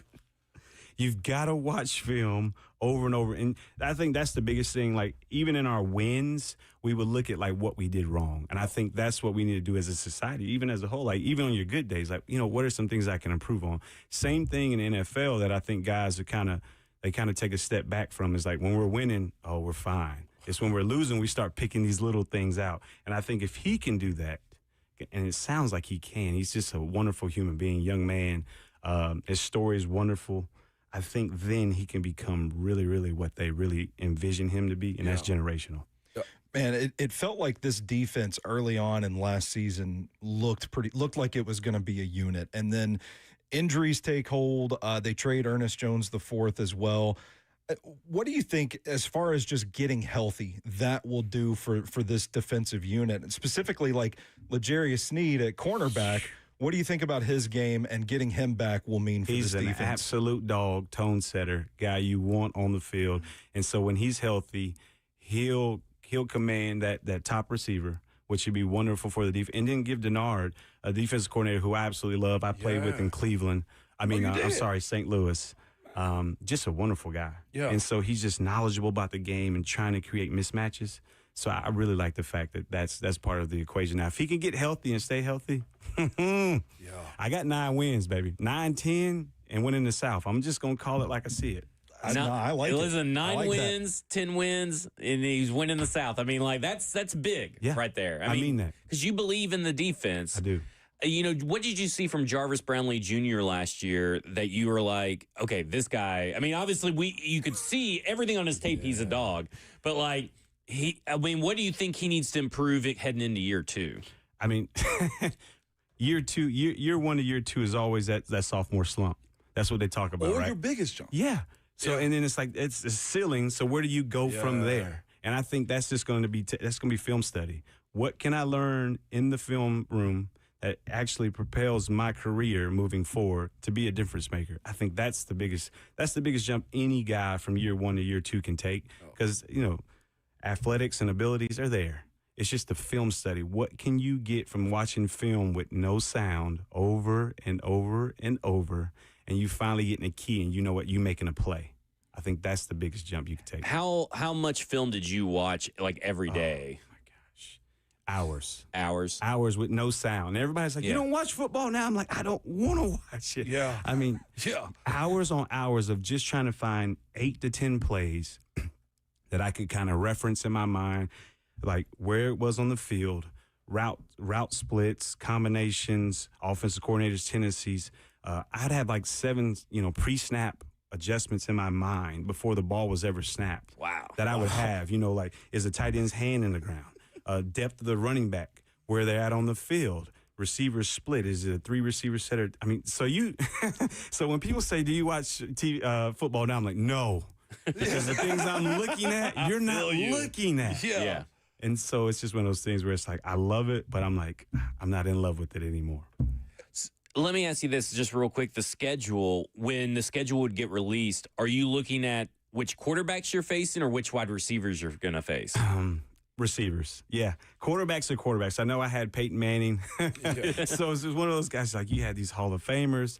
So it was receivers for me, because usually one of my fondest memories was Steve Smith runs over to me and he's like, before the game, and this one I knew I kind of had arrived at year 2. He was like, none of that crap this game, and I'm like, we haven't even started the game. We haven't even. I mean, I hadn't started it, so I was like, maybe I'm doing something right. Yeah. Let me keep building on this. Yeah. So it was always receivers. Yeah. That's always, dope right there, man. Yeah. Man, you talk about, I see it in the chat here today, this morning too, your playing style being something that just resonates with this fan base. And, we've heard some messaging this offseason from the Titans front office. Like, we want people to be able to look at a guy and know that's a Titan. What does that mean to you, that after all these years, like, you're still looked at by this fan base as like, that's what it means to be a Titan? And how important do you think it is to get that consistency from your personnel department to find those types of guys to add to your locker room? Yeah, personnel, that's tough, because obviously in this world of NIL and kids moving around, that's just tough. So it comes to a character at that point, right? I really think for me, or even as a Titan, it's the humility aspect first and foremost. But the blue collar, let's just pick us up our bootstraps and let's go to work. Yeah. Let's not worry about all the outside noise and what's going on, but let's just go to work and just be, just be humble when you go outside of it, because these fans are the ones that are, kind of paying the bills. Well, and that's Nashville too, man. Yeah, go so to work, and I think you've got to connect with the fans from a give back personality, and you have to be able to do that. The Will Levis of the world, those people, like, being able to get out in the community is everything for these people to really, like, just engage with you. And I think that's one of the things that I really, even to this day, like, giving back to the city that I'm so thankful of, is like, you have to be a part of it. So that's kind of what the DNA of being a Titan is, all in all. You have to have character. You have to be blue collar. You have to go to work, but you have to be humble at the same time. Do you think, you mentioned Levis a second ago, and he's still here and he's going to compete from what Coach Callahan has said. How do you view last year for him, man? I feel like there was a lot of growth with him and Brian Callahan. I feel like it was a lot that he took on to to make what he thought a quarterback was going to be. Now, here's the thing, and I know you know this too. You do what you want when you popping. You have as many commercials you want.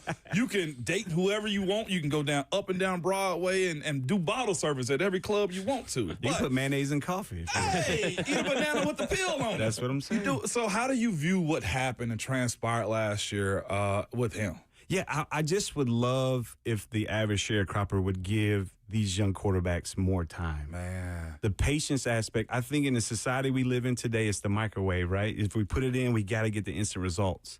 And for these guys, the Tom Brady's of the world, the Aaron Rodgers, who sat behind people. Or got carried. And just understood the game more. I mean, it's so complex in NFL from college. Like SEC is SEC. You can't deny it. Right. But when you get to the NFL and you've got 4 seconds now to throw it, things hit a little different when guys are covering. So I think grace and patience for Will would be the ultimate thing for the average fan. You know, if you're a real fan of a team, I've never said a guy sucked. Yeah. Like it just won't happen. Yeah. Like there's so much that you think he wants to suck. No. You think he wants to throw it? You know, like, so just give him grace and time. And I think year 3, with humility from having Cam Ward be a part of it. Yeah, that'll do it too. Tends to get you in early and leave late. Yeah. And I think that's just good for his career. And I hope that, you know, with all of that, he can become what he wants to be. I think that's the biggest thing. By the time you were drafted to the Tennessee Titans, they obviously had a certain way of doing things, but you also fit that bill inside the locker room culture-wise. How much of it comes down to the veterans in the locker room taking you under their wing or doing this or that? But, like, how much is it the tone is set when you arrive day one? This is how we do business by the veterans. Because I know the coaches will talk to you and have your rookie mini camps and all that. But obviously your first interaction with the veterans, they're setting the tone. So when you look at the Tennessee Titans last year, it felt like maybe that was a little bit of an issue. And this year, this particular draft class sounds a lot more like that lunch pail, blue-collar mentality. And I think that's what they're trying to get back to here in Tennessee. Yeah, you have to have veterans. I mean, from the start to the finish, veterans set the tone. They kind of take what the coach has, and they kind of build on that. And from veterans that I had, from Chris Hope to David Thornton, we had one in every category, in every position group. And I think that's what we're missing now based on the dollar.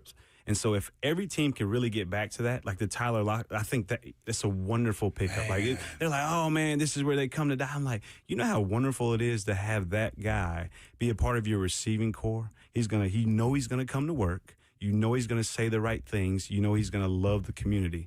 That's what you want. And I think that's what we've been missing in position groups, that we kind of like every team needs to really get back to. Finding that one core guy that may be on the way out, but also is just a good human being that works hard, that can kind of lead the way for this younger generation and instill what the coach wants. I think that's huge, and I think they're on their way to doing that.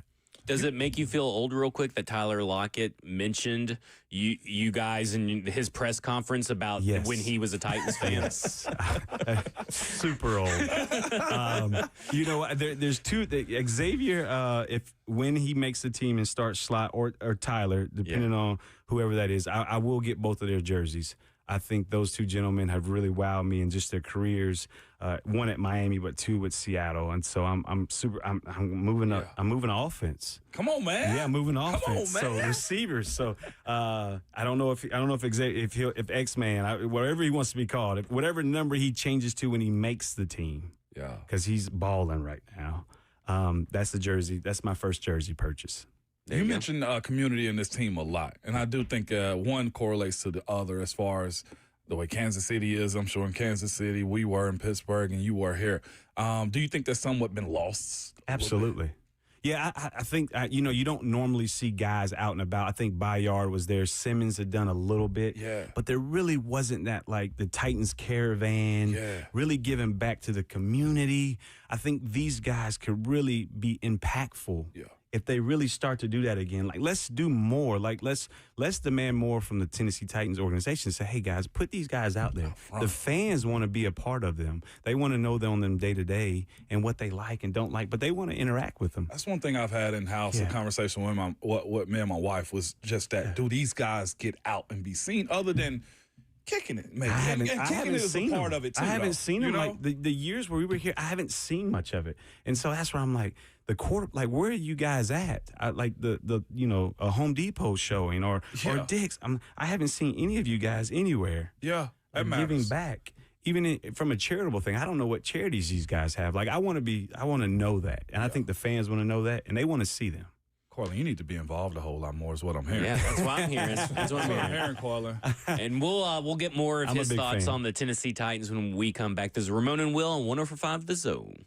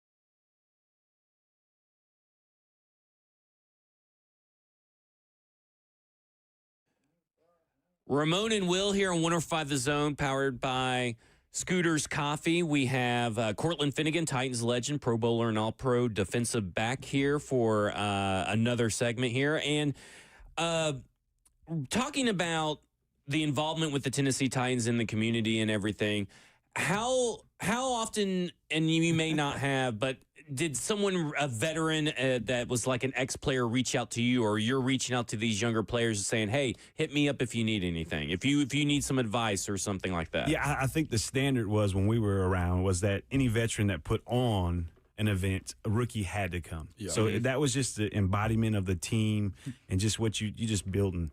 You're just building day by day, brick by brick.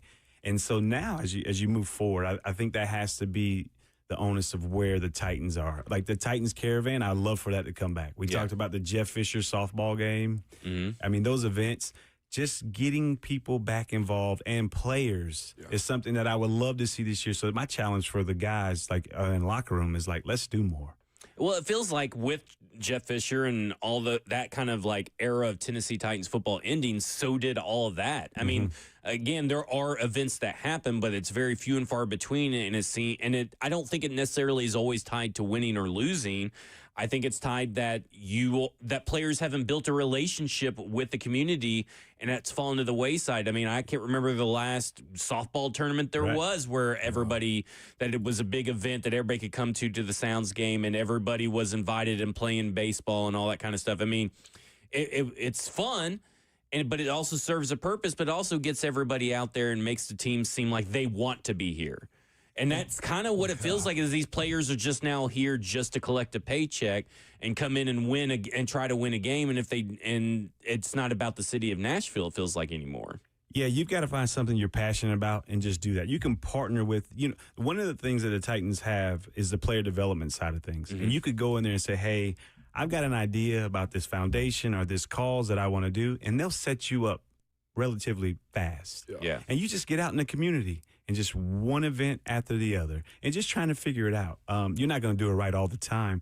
But what I've noticed is that the fans will get behind it because it's for a good cause and it's passionate and you're passionate about it. And so that's one of the things that I did early on. I was like, hey, I've got this platform. I want to use this to the good. And Miss Tina Tuggle is her name, and she's still there. And she was like, okay, let's go. And literally, ARC 31 was Acts of Random Kindness. And we started that, and we still give back to this day. Yeah. So I've been moved in such a way. So Nashville has been so good to me. And that was just the standard that Coach Fisher had.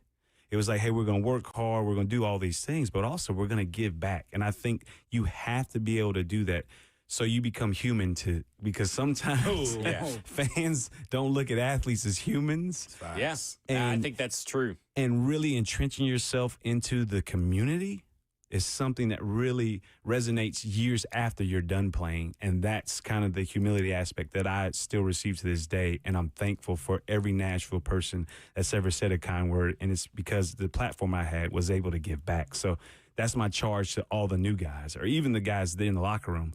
Let's just do more. Let's just do more for the community aspect. How much of that is a team building tool, too? Like doing all these charities together, offense, defense, come together for a common cause. Like, how much does that actually help the culture and your guys' bond in that locker room? Oh, it's everything. I mean, just think of it. It's better to give than to receive, right? Right. Yeah. I mean, you're talking from a biblical standpoint. But just seeing guys that are veterans or older kind of bring these young men along, that means everything. You're actually doing more for the community. And it talks about even days after you're done playing, just the opportunities that you may have from the relationship of meeting someone at an event and going, all right, man, I loved you so much, and what you're doing, I want to give to this cause. And so I'm a big fan of it.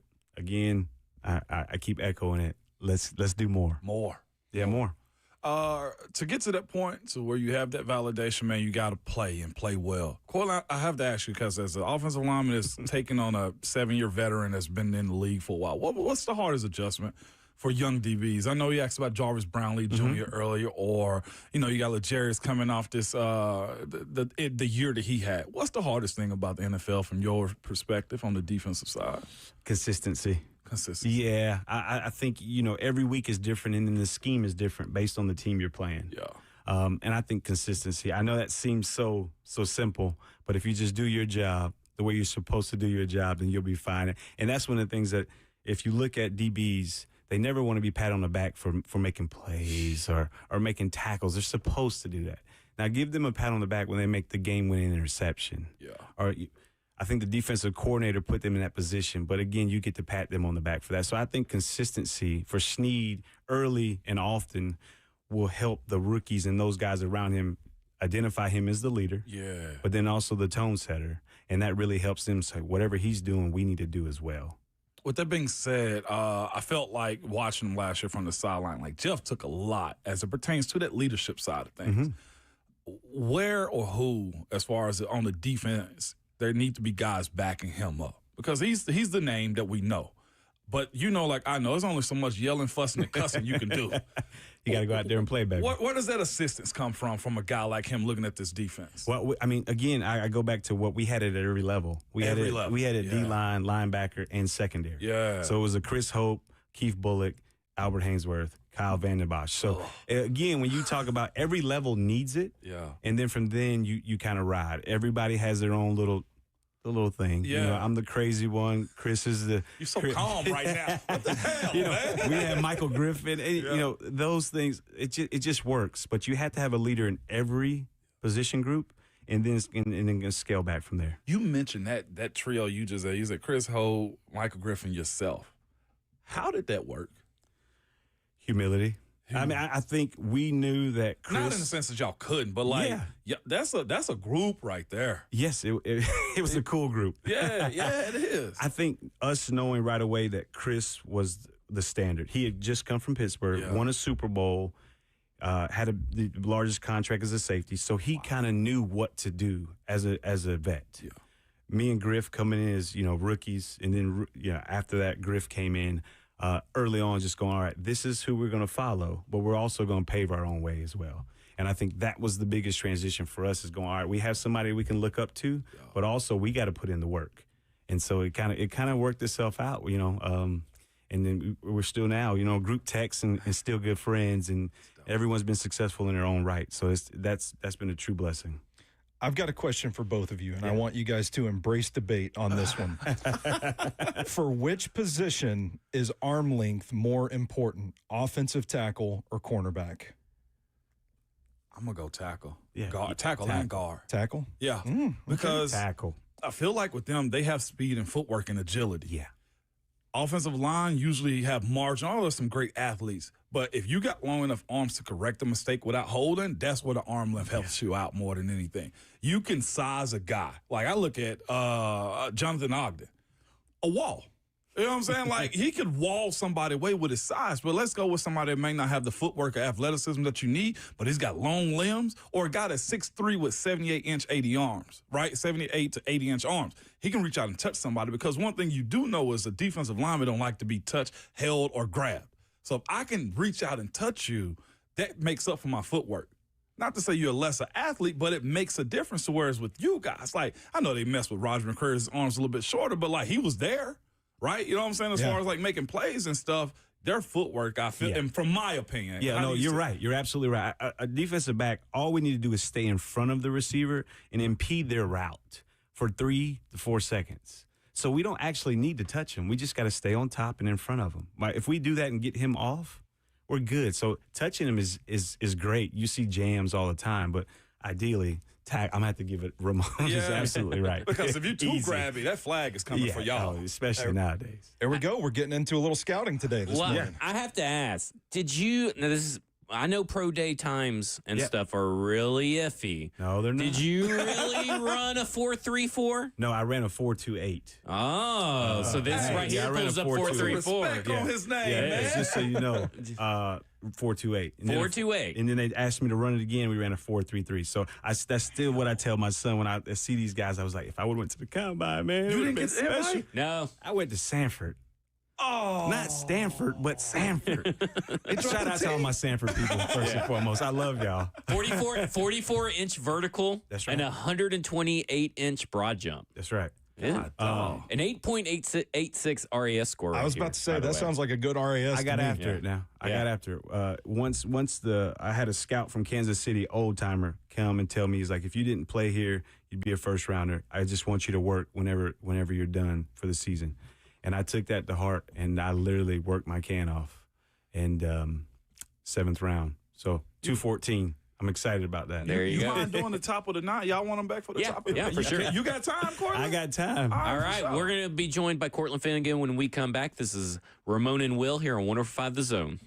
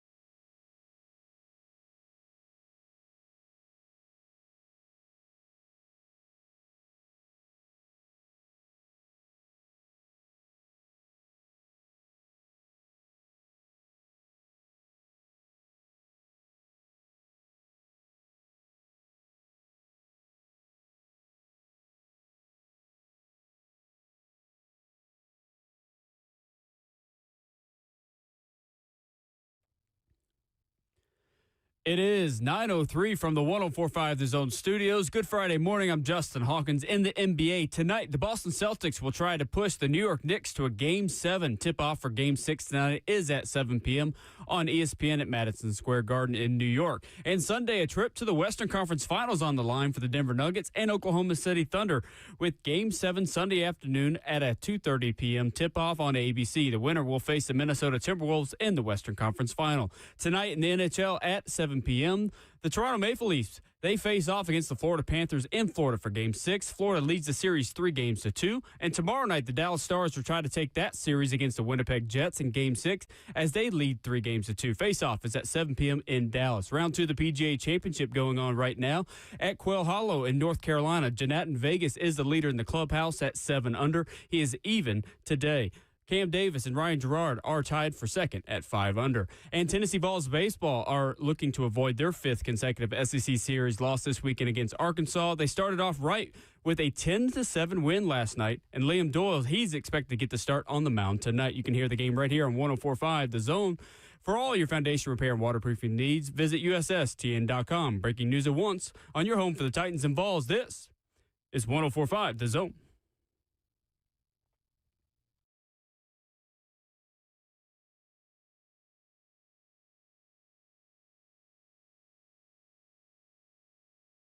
Ramon and Will here on 105 The Zone, fueled by Scooter's Coffee. And we got Stoney Keeley, we got Ramon Foster. Cortland Finnegan is still with us hanging out. And not to really compare apples to apples here, but 40-yard dash for Ramon Foster, a 5.66 according to what I found. 26-inch vertical jump. Yeah. Your size grade was great. Off the charts. Off the charts. I used it all, too. Yeah. Hey, look, Cortland, I might have been slow. That's the reason I moved to Garden. Now come in this phone booth and let's talk a little bit more. I want no pressure. You in my world now. You know what? I got 11 years out of that, though. You did. At the top of the show, we were talking about bad sports movies. Us three, we're anti-Rudy. Where do you land on Rudy? Rudy? Yeah, Rudy's a terrible movie. What? Yeah. I wasn't a fan. Like, after I learned that they fabricated most of it, like, he really didn't make a big play. Like, and then. Oh, he's offsides, too. We didn't talk about that. Yeah, he was offside. Man. Yeah. And I know more walk-ons that did more. So that was my whole thing. Like, it's kind of, I've been desensitized to how great it was. Man, this is a tough crowd. Yeah, And Rudy is like, if you're not American, like if you don't eat a hot dog, you drink a beer, See? go to a baseball game and watch Rudy, are you American? Like, guys. When's the last time you watched it? Oh. It's been it's one of those things that if it came on, I don't think I would watch it again. Yeah. There are some that if they just come on, you just got to, like Shawshank Redemption, no matter where you're I at in the agree. world, right? If it comes on, you go, okay, I'm just watching that. So Casino does it for me. Yeah, And Rudy's not it. Goodfellas. Yeah. Casinos and Goodfellas, I'm stopping. Yeah. Oh, I'm with you on that.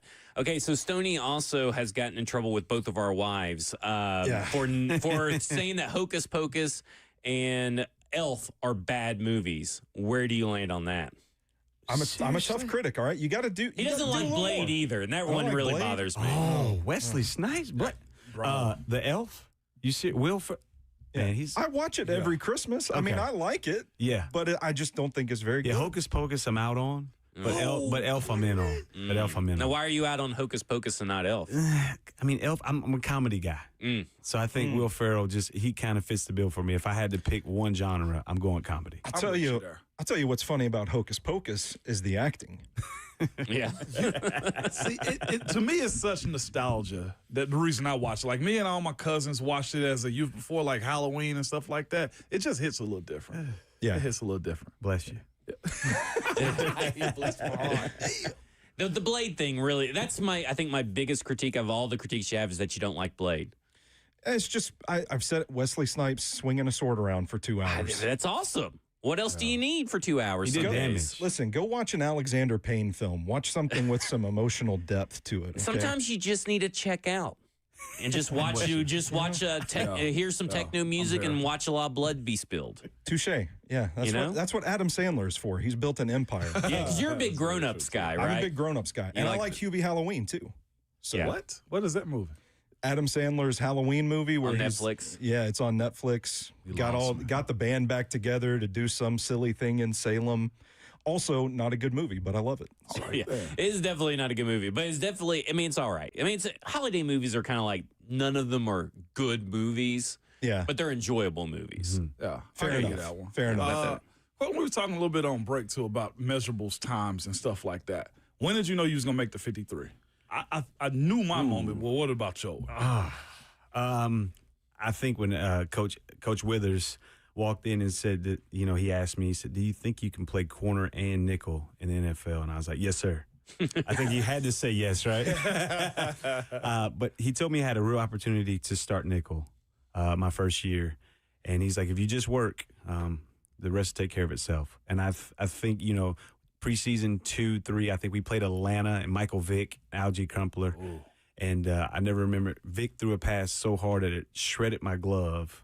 And I knew right then, and he told me after the game, he was like, you know what, you'll be our starting nickel. I just love the way you play. So Keith Bullock always called me Fido because I was chasing an under route for a guy coming behind me. So having those guys around me to keep me accountable.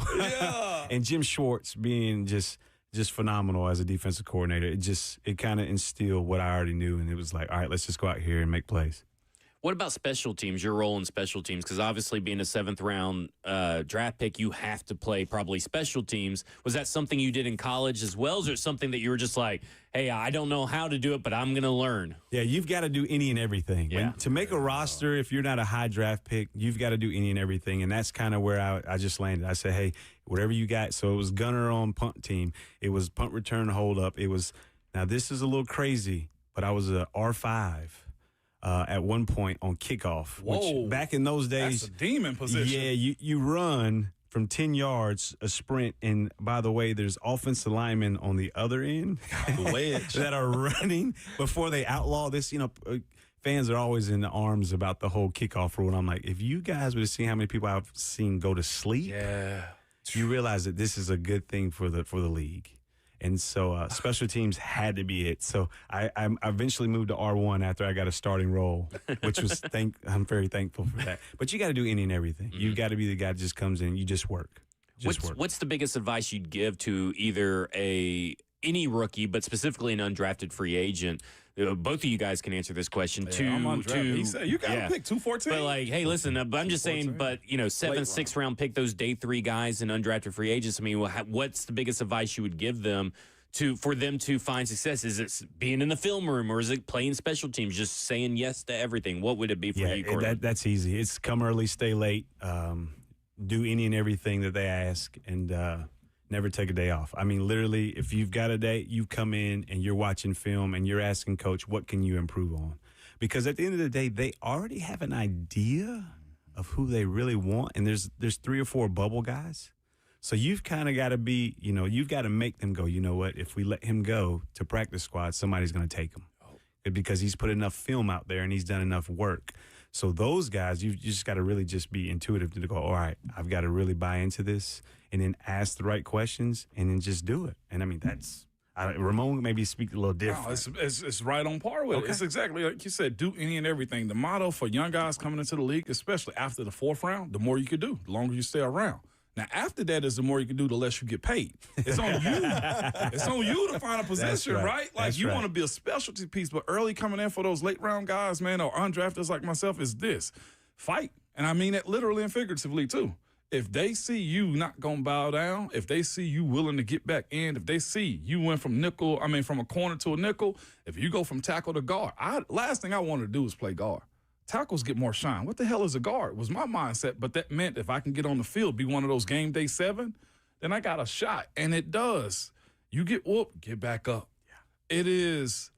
I mean it when I say that to some guys, and like we go into football mode. I know you got your other side too, and I got my a-hole mode too. But like when I mean like fight somebody, it really is that. Don't break your hand. But the fact that a vet is going to try to dog you out, it is just like breathing air. It's going to happen. You better get back up there, and you better grab him or grab another young guy and be like, hey, I ain't going home, man. I got a couple cars I want to buy. I got a house I want to plan for the future. I got a kid, whatever the case may be. But Cortland, it is a survival. Yeah, find your why. Yeah. And then turn it up from there. And you already got one as an undrafted or a late round guy. Y'all disrespecting me. I know I can play. It is. The league is such a beautiful thing if you right-minded. Yeah. Right. Cortland, I want to revisit your prediction on the Titans taking the AFC South. We've talked a lot about like what the Titans need to do this season, but what about Houston, Jacksonville, and Indianapolis? Are you looking at now like the state of the AFC South that makes you think the Titans can pull this off? I think they were in it last year to some degree. I'm with you. I'm with you on that. All right, thank you. Injuries I got smoked on our podcast for saying it. Injuries kind of piled up. Injuries kind of piled up, and then it became this media circus of, is this the right guy? And then they put all this pressure on Will. So there was a lot of moving parts. I think they have a lot more structure moving forward this year. I think they've bought into the system, and they've added some key pieces. So when you add veterans and key pieces, Jacksonville, unproven at quarterback, not a big fan. I'm with you. Anti-Trevor Lawrence. Indy's same way. Like you just don't know what you may get. And, Richardson go for 300, or he may go for 100 yards and four interceptions. You don't know. And then, you've got the Texans, where if you split with them and you win more AFC games, you've got a real chance to win the South. So I'm all in with the Titans. The math is there. You heard him break it down. My math is math. The math is math. There it is. Well, when we come back, we'll be joined by Ron Slay in studio. This is Ramon and Will here on 105 The Zone. Two Rivers Ford announces employee pricing for everyone. Every tradesman, every dad, every rising star. You pay what we pay. Two Rivers Ford. Locally owned. American made.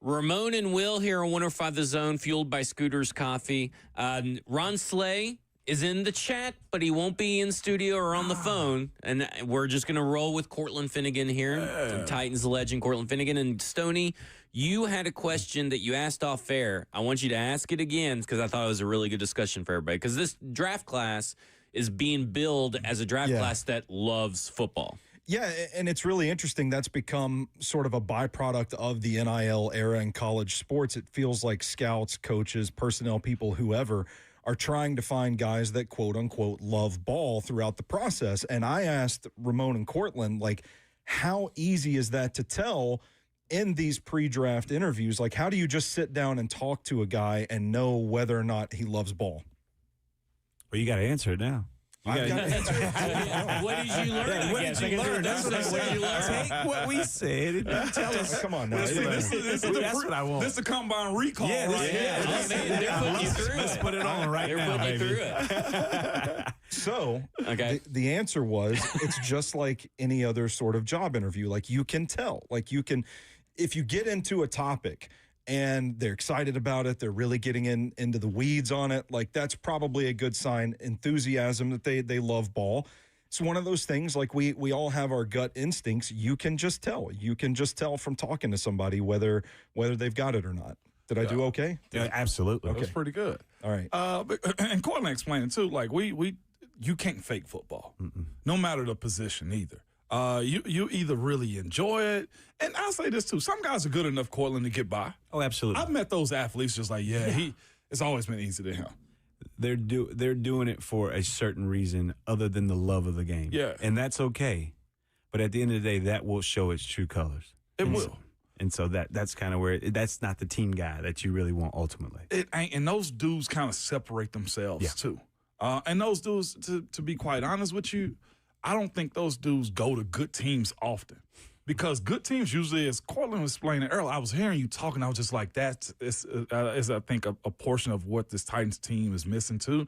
You mentioned Bully, you mentioned Hainsworth, like Van den Bosch. Those guys were OGs that led the way for guys like you to come up to where I think when you got a good team, those types of dudes, selfish is what we'll call them, those selfish stars, they usually end up on bad teams because they like being the big fish in a small pond. Like, more times than not, it's the way I view those bad apples. And they're not bad apples. They're stars, great players, but more time, the really good teams don't have that attitude show up like that. Yeah. So if Stoney was in an interview and they asked him about Jackson Slater and he just goes deep in the woods, he went crazy. It's on social media. He went crazy when they drafted Jackson Slater. That's a guy that loves football.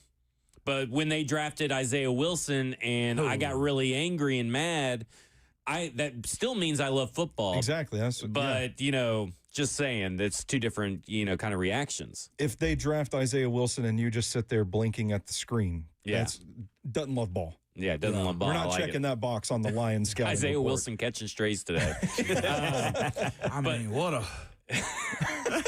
That's a guy that I wonder, how did he sneak in under the radar of passing the I Love Football test? Because they did. I will give grace to John Robinson them in that era. Yeah. Because as far as his talent, he checked that box. Yeah. As far as what he did in college, he checked that box. As far as the projection of his career, he checked every box. I do think not being in person and over Zoom, like, those dudes are prepped for it. Yeah.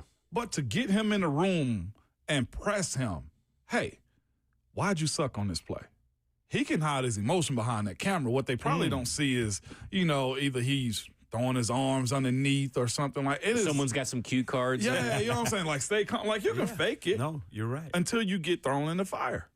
I mean, that's a good way to put it, I guess. I mean, like, it's just wild some of the time, and the stories that you hear and all that in the pre-draft process and all that kind of stuff, and you wonder, man, how can you take a chance on a guy like that? But it is at some point you are weighing that talent and what you can do as a coach. So, like, how much does the coach's ego play into that discussion? Like, they think they can fix you, or they think they can make you love football. Can you really make someone love football? if you pay them enough money. That's what I was thinking. Yeah, I think coaches are naive in that ass, Zach, and I say that by sometimes they'll draft guys not for their scheme, and think that they can like build them into this certain type player, and it's not fair to the player. And the fans have to, to sit back and go, I can't believe this guy's not doing what he's supposed to. And sometimes those things happen that coaches really believe they can coach a kid to really be able to do things that he didn't show on film. Right. But the fan didn't see that. So it's like, well, this guy just stinks. Yeah. And it's like, it's not the case. It's like drafting like a primarily zone corner and asking him to play press man the whole game, 40% of the time. What are we doing here? Yeah.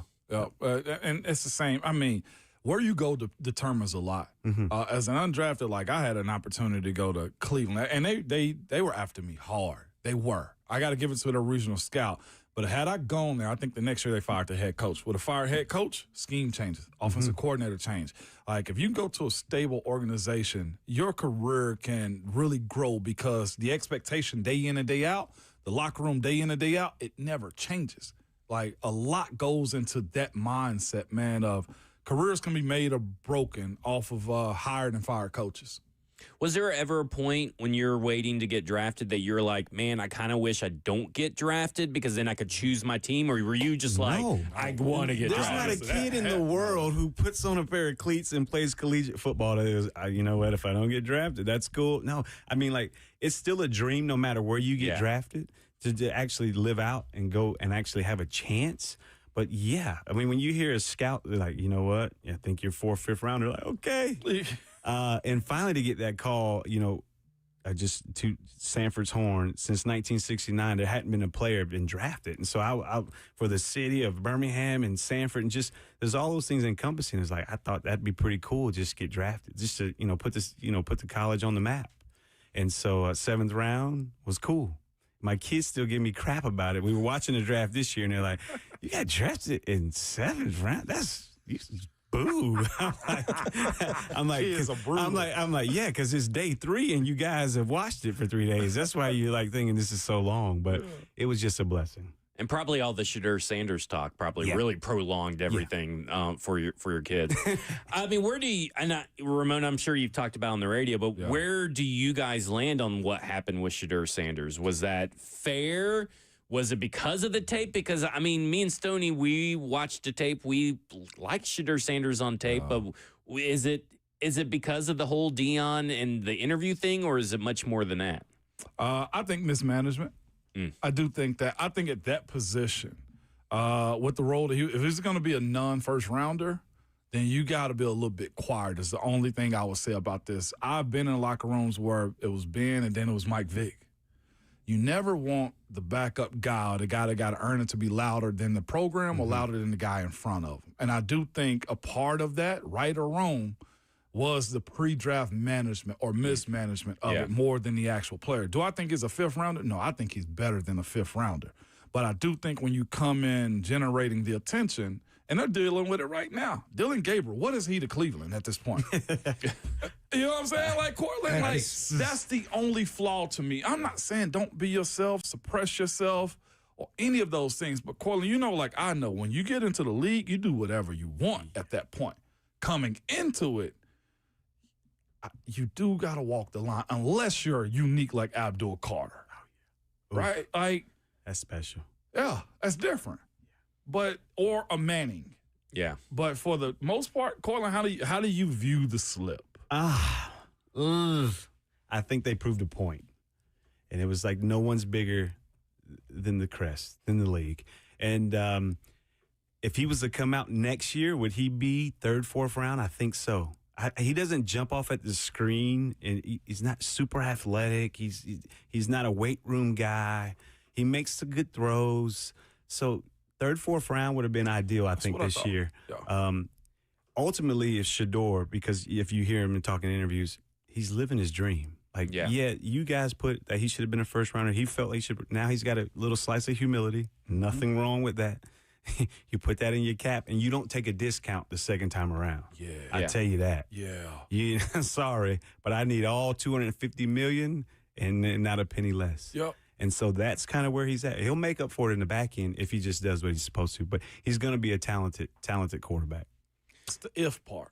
It's on him now. It's Yeah. a Cleveland. Gosh. Yeah, the worst place to go, by the way. Worst place. I love Kevin Stefanski, but this is the worst place to go. I feel so bad for As him. an AFC Norther, Yeah. he's speaking to me right now.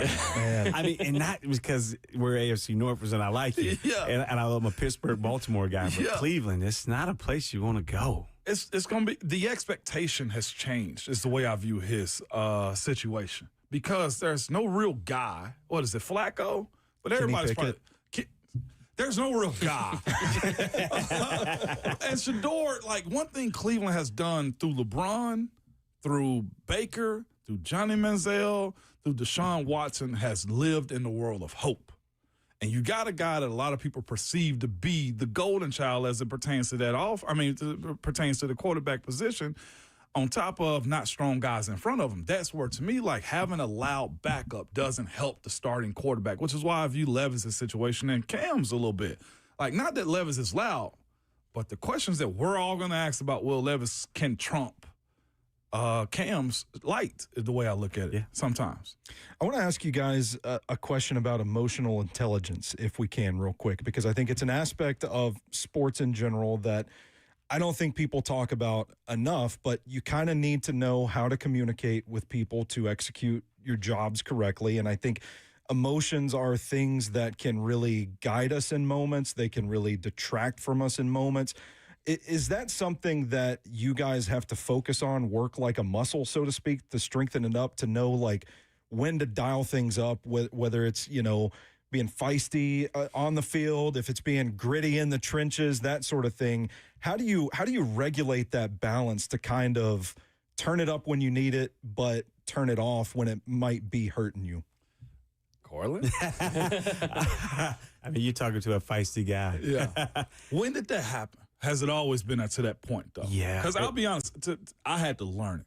Yeah, no, Coach Cecil, Chuck Cecil, was like, he was on the front of, like, I think ESPN or Sports Illustrated, Too Vicious for the NFL. Yeah.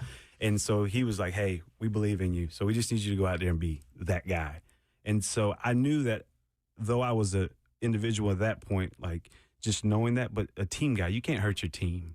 Yeah. And I think that was the biggest, I guess, marker for me. And Keith Bullock was obviously the captain of the defense. So obviously I had my role, the spark plug, fire starter, just let's get this thing going.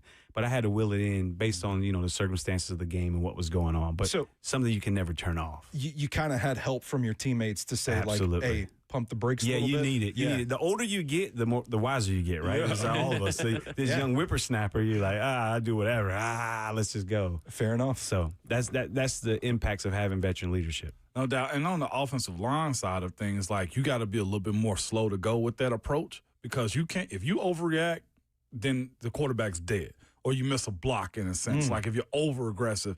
But like the aggressive side of where like it gets nasty, like most time big guys are told, oh, don't hit him. Oh, he's a little guy. Don't do that. Oh, don't. You're playing too rough. So you somewhat get governed. That's why I tell anybody that's got big kids, screw them small kids. Hear me out. Screw them. Like, it ain't your fault that their parent chose to, date somebody 5'5". Like, no, that's on them. Hey, let's be mindful of the short people in the room. Screw them short people. I say that kind of jokingly, but what I say is this: like, most bigs have to learn how to have that edge. Because you're told to, hey, don't do that, you're gonna hurt them. But like, when I learned that switch was okay, like, I also learned how to turn it off too. And it is an art, because you don't want to be perceived as a big angry guy all the time. But there's an approach to, when I'm out here, your behind is mine. Like, we belong, and I gotta take you. Like, my motto has been, if it's between me and you, I'm gonna step on your neck to get what I want. And I'm sure you have that too, Corlin. Sheesh. But it's more acceptable for you to be that way because, oh, he's just fun. No, he's have to take your face off. Yeah. If my grandma was, people say it all the time. R.I.P. Grandma. If you were across the line, it'd be me and you. You know what I'm saying? and I like me. That's my approach. I'm going to choose me. Yeah.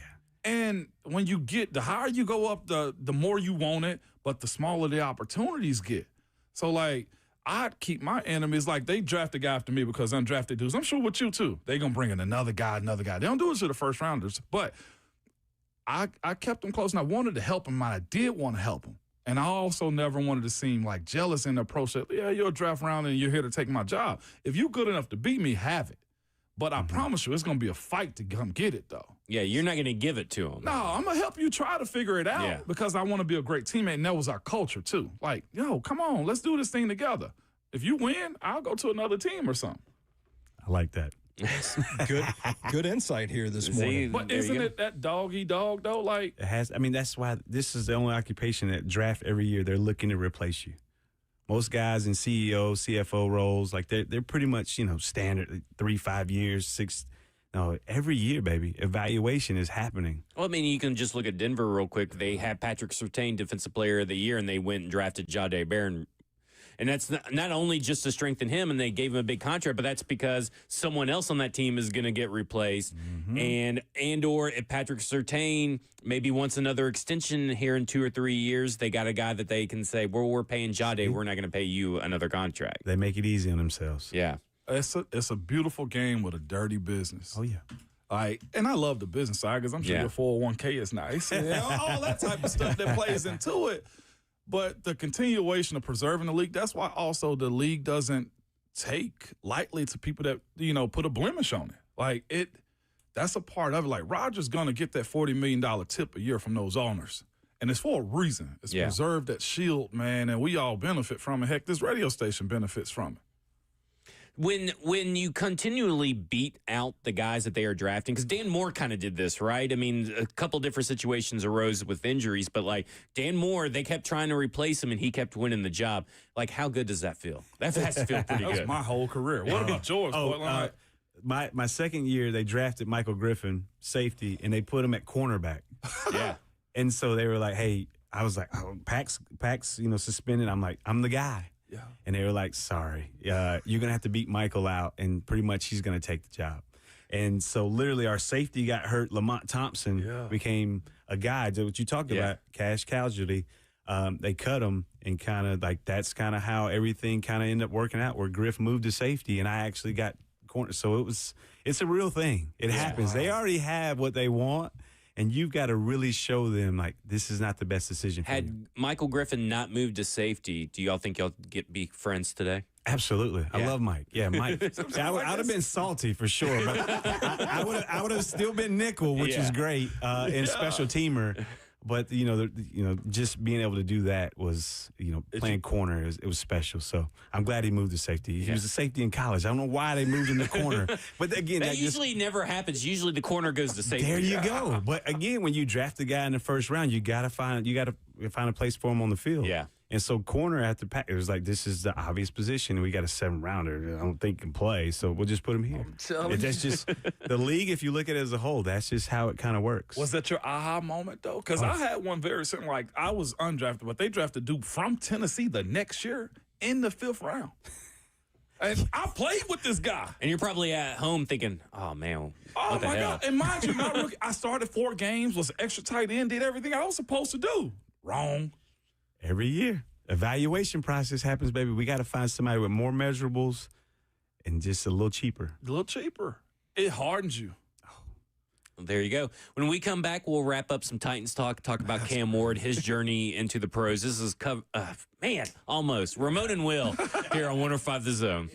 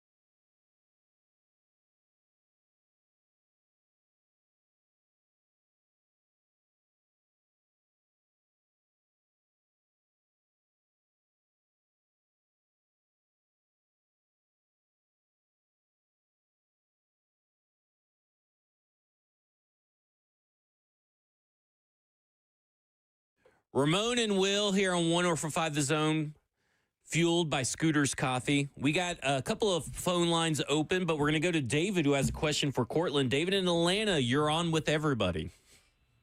Morning, David. David in the building. Yes. Hey, good morning. I'm sorry. Kind of caught me off guard. Hey, good morning. Good morning. Hey, Cortland. This comment to you. About 3 years ago, you were on 104.5, one of the shows, and I called you and I told you then. I'm still saying the same thing. If I was a football player, I wanted to play the game exactly the way you played it. Man, I loved you, and to this day, you're the only jersey that I have that I wear every now and then in the NFL. No one else touches you at all. Number 31 is the number. So I just want you to know that once again, I love listening to you. I wish that you was on a talk show, 104.5 or someplace else or whatever, because I just enjoy you, man. You've just always been an inspiration to me. Thank you, sir. And if we get your address, we'll send you a new Nike one. I know you got an old Reebok one. Yeah, it is. Yeah. Let's get your address and we'll send you a new Nike one. All right. Can we do that? I'm going to put you on hold, and I'm going to let Justin get that for you. Okay, please. Thank you. No Yes, problem, sir. Thank David. you for your comments. Let's go to Brian, who wants to talk about leadership. Brian, you're on with everybody. Hey, what's up, guys?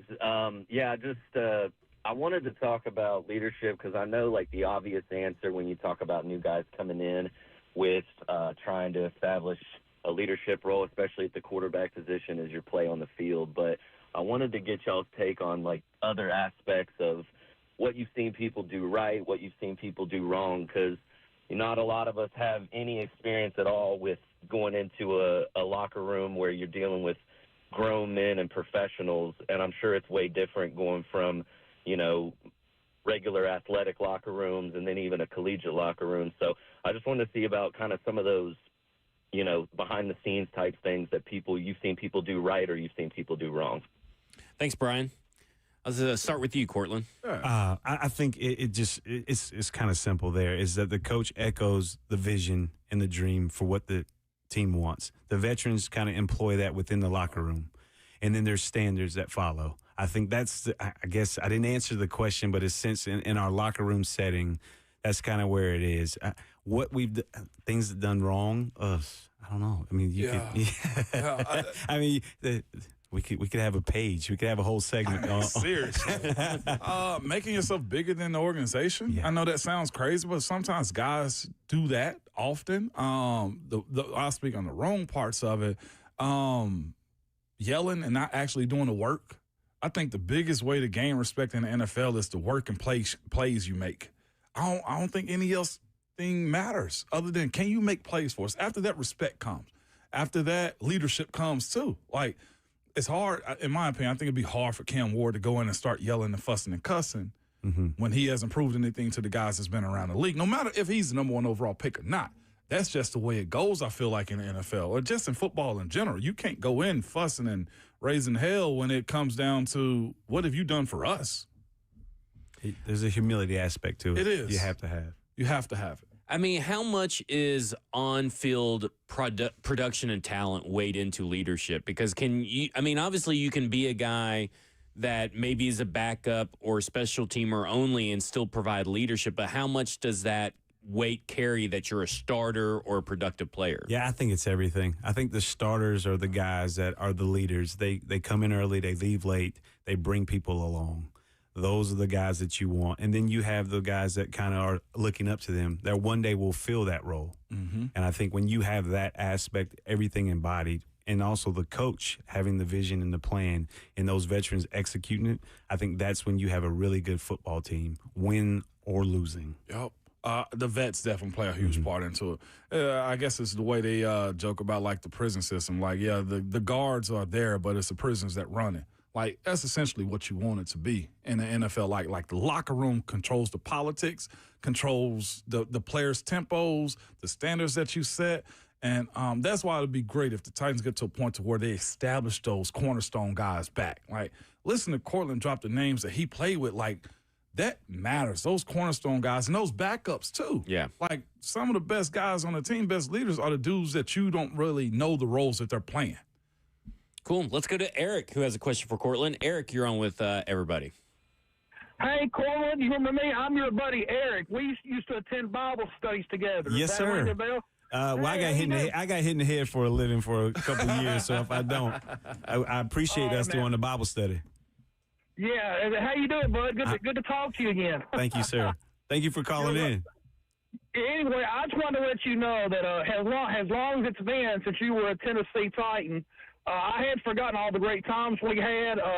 You made a lot of memories for us, and I really appreciate the things you did, the way you anchored our defense. You were always there to get them going and make sure that they did a job. And while I'm on here, I don't know if I ever told you this in person before, but my personal favorite memory of you, I want to say it was your first year here, but I'm not making any of this up. It was on Sunday, December 17th, 2006. We were playing the Jaguars at Nissan Stadium.